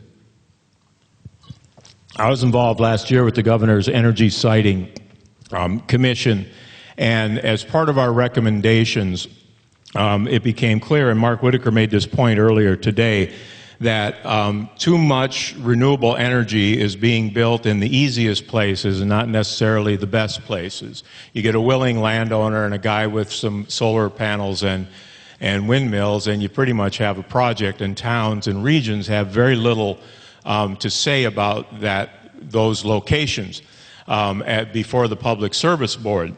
So one of the recommendations that our commission made to the legislature, and there's currently a bill in the Senate, Senate Bill 201, is implementing some of these, which is that towns will increase their standing in front of the Public Service Board from due deference, which basically means they read your town plan and pay attention to it or not, to substantial deference, which is a very important difference, where they have to pay attention to your regional and town plans and where you say you want things to go. And the burden of proof comes on the other party then to overrule that and show that it is somehow not in that is somehow in the better interests of the state to do otherwise.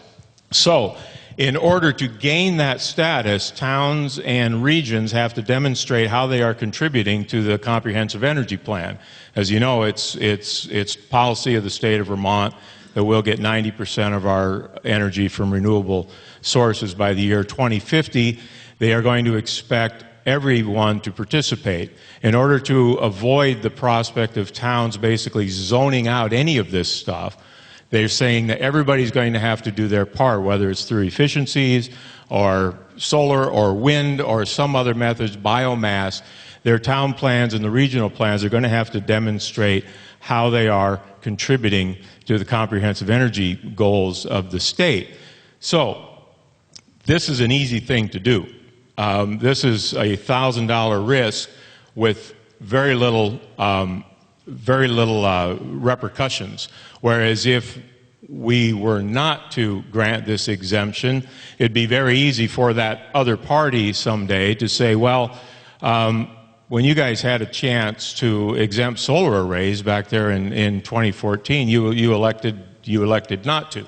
What are you doing to further your goals? What have you done to further the goals of the Comprehensive Energy Plan? I think if I was sitting in those chairs still, I would be very concerned about the standing that Dummerston will have in future Public Service Board hearings.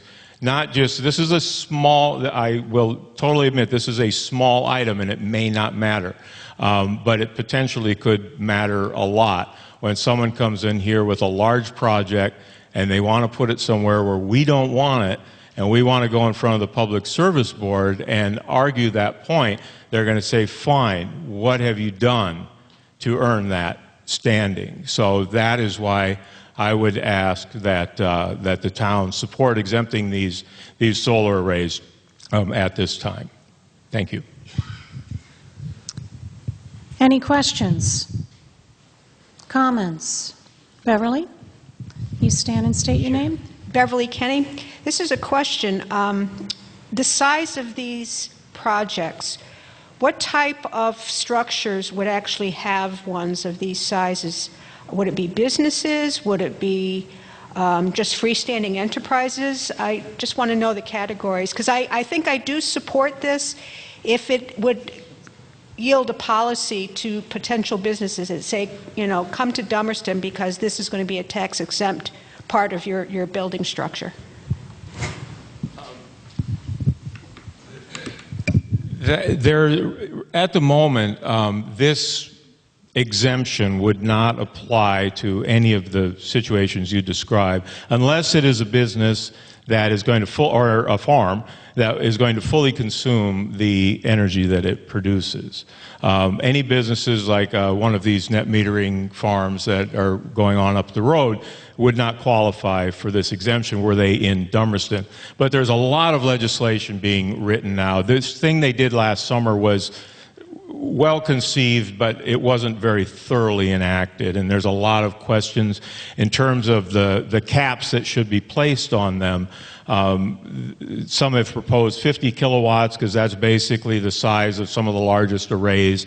Mine is a little bit smaller than that, but there's a lot of stuff down the line that are going to change those formulas. Electric cars may become very common, and suddenly 75 kilowatt displays in households may not be uncommon.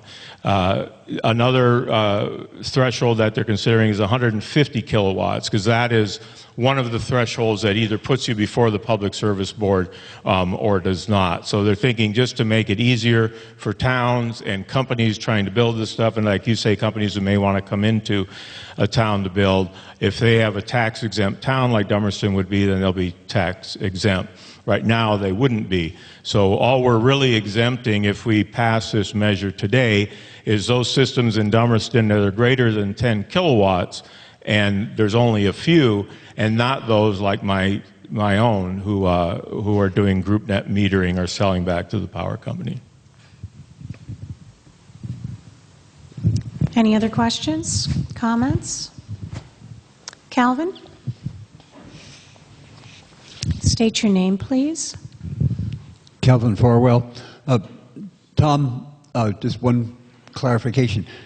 This is an exemption which the state was providing up until now, and so this is more or less us maintaining the status quo as far as tax income is concerned.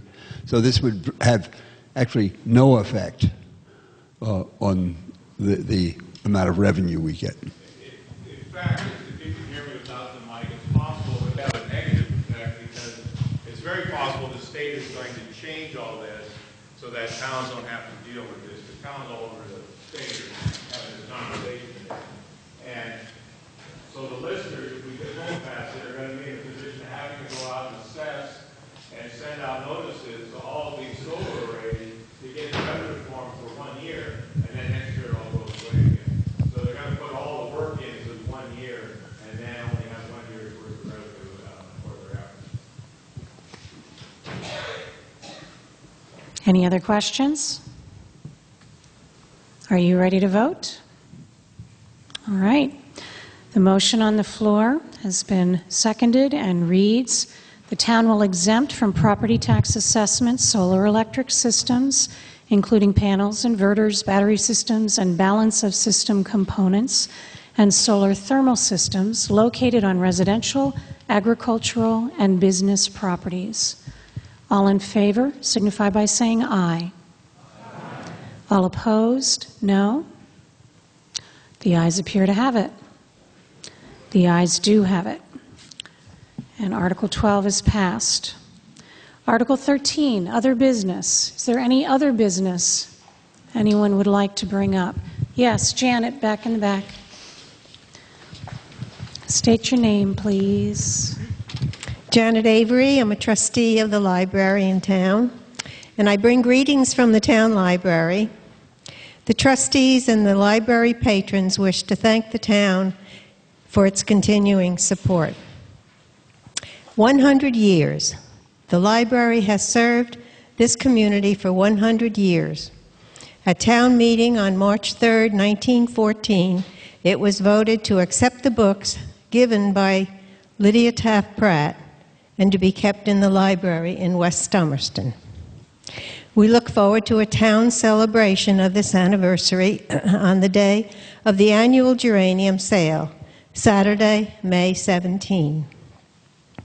Current planning calls for a short, fun parade on West Street, refreshments and games for children and adults, in addition to the geranium and the book sale. We need help to plan and execute the events of the day and welcome any and all comers. Just call Karen LaRue, the librarian, to volunteer. Which brings us to the announcement that Karen LaRue is our new librarian. And she's great. She's doing a super job. She will provide library services on the usual established schedule. She's converting the book accounting system from card files to an electronic management program. Karen has completed the annual report to the Vermont Department of Libraries, and the library has been, once more, declared to meet the minimum standards for Vermont libraries, thus qualifying the library to compete for state program funding. Finally, we bid adieu to Melissa Worden as she moves on to teaching school. her chosen profession. Melissa served the library and the community well, and we all wish her Godspeed. Thank you for your attention.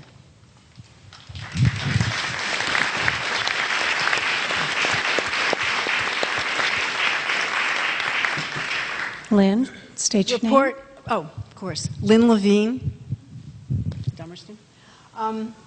Oh, right. I need that. Yes. I am tired, like the rest of you, I guess.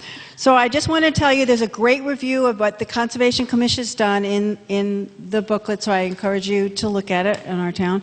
And I just want upcoming events. April 22nd, Ben Killam is going to be coming. He's the rehab of bears, and he's come here before, and he's does a fabulous job. We just got a grant to do an inventory on the ash trees that we have in town to make sure that we know where the ash trees on our public roads are. So if the emerald ash borer appears, we'll be ahead. We have 2 proposals in to get grants. One is to do a brochure about the nature trails in town, and the other is an interpretive trail, as Bill Johnson just told me, interpretive trail in Dutton Pines. So we're busy. Thank you. Mark? Thank you, Ms. Moderator. Mark Whitaker. I've done a little math. I'm pretty good with numbers. It was the only subject in school I was good at. So just for your information, for those of you here this afternoon, if the 44 people go home that voted yes to add the money to the Farmland Protection Fund, you go home tonight, you write a check out to the Farmland Protection Fund for $56.82. That'll raise $2,500.08. Thank you.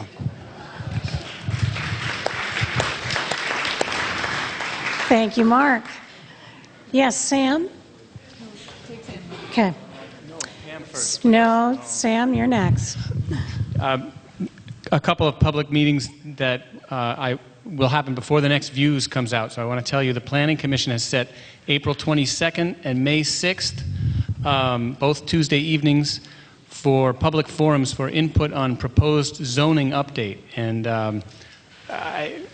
I can't emphasize how important it is for town residents to familiarize yourselves with the changes and to come to these meetings and let your Planning Commission know what you think, because they're pretty significant. The Planning Commission will obviously hope that they're all improvements, but we need to hear from you, and we don't want to hear it at a public hearing because that's a very formal process where we don't have the ability to have a conversation back and forth. We can only really receive your comments. A public forum is a casual meeting where we can really get feedback from you, and you can hear questions answered by us. And if we can get a lot of you out at those meetings, then our public hearing may be a breeze. That's my hope, and I hope to see you there. I will get information out about the time and place, and we haven't set that yet. Yes, I think that's all the information I have. April 22nd and May 6th. They're Tuesday evenings. The Select Board has adopted the town plan map, and that will be up on the website shortly, and that is what we are using as our guide for our zoning update. So any questions, please contact any planning commissioner, myself included, and I'll let you know what's going on with the changes. And that was Sam Farwell, Chair of the Planning Commission. Pam.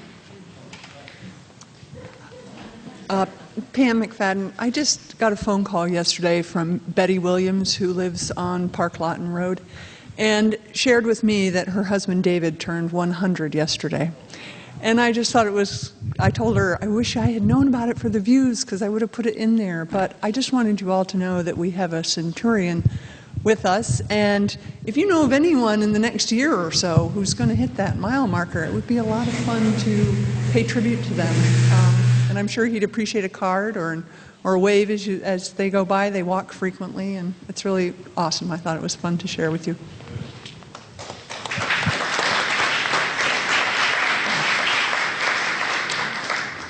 Anyone else on the floor have other business? I see. State your name. I've noticed there's one thing missing here today. No one has complained about the muddy roads.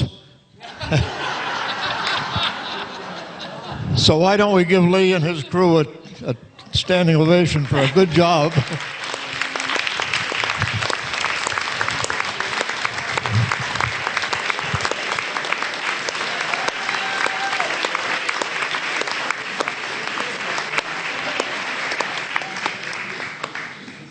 Yes, thanks to the road crew for a long, cold winter. That's great.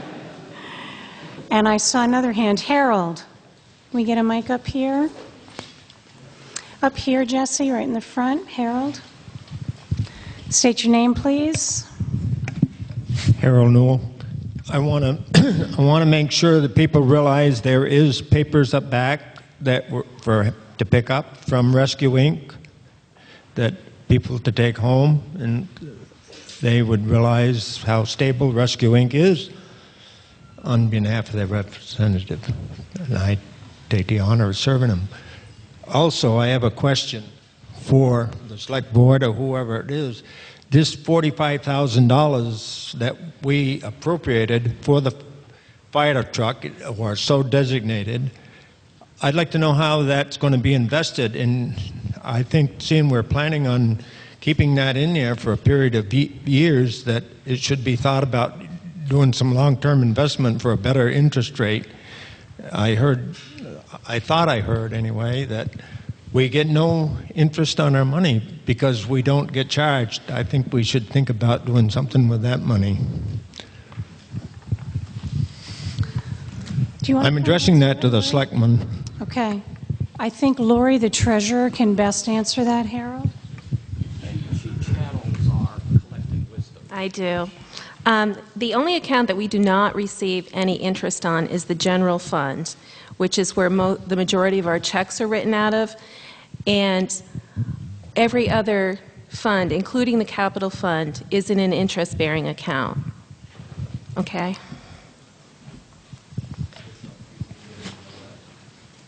Harold, you'll see on page 21 where the capital fund is spelled out, there's an interest line near the bottom. We budget getting interest on that money. Your name?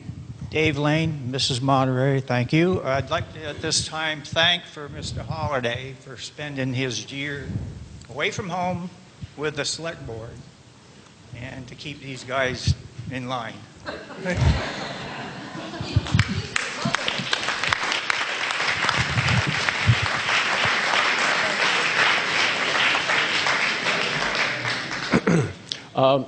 Yes, Bill Holliday is finishing up the 3-year sentence that he had, and or term, and this will be his last meeting with us as our IT specialist. During the 3 years, he seemed to know everyone who came to the meetings and made them feel comfortable and at home. Always, they were either a student or the parent of a student that he had. He laughed at most of my jokes. He didn't vote with me as often as I would have liked, but otherwise he was a pretty agreeable fellow to have, and he worked hard on behalf of the town, and you could always count on him. Our first Skyping session, we've Skyped at the meetings because of him. The plan was we were going to carry him around on our shoulders a couple of times. But I'm beat right now, and I don't know about you, but and we had the hot air balloon that was going to take him up for a ride, but someone let the rope go during the debate, so that's gone too. So the best we can do, we have a gift certificate for him, and maybe he'll use it by taking us out. But I think we all appreciated his good humor, hard work, and technical expertise. But if anyone else has anything...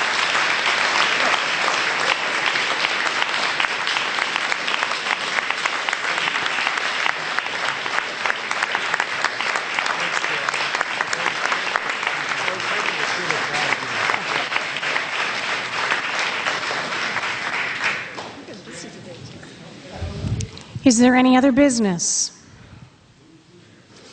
Seeing no hands, I'll entertain a motion to adjourn town meeting. Who was that? Mark? Mark Whitaker. And who will second the motion? Zeke Goodman will second. All in favor? Thank you. Have a great year.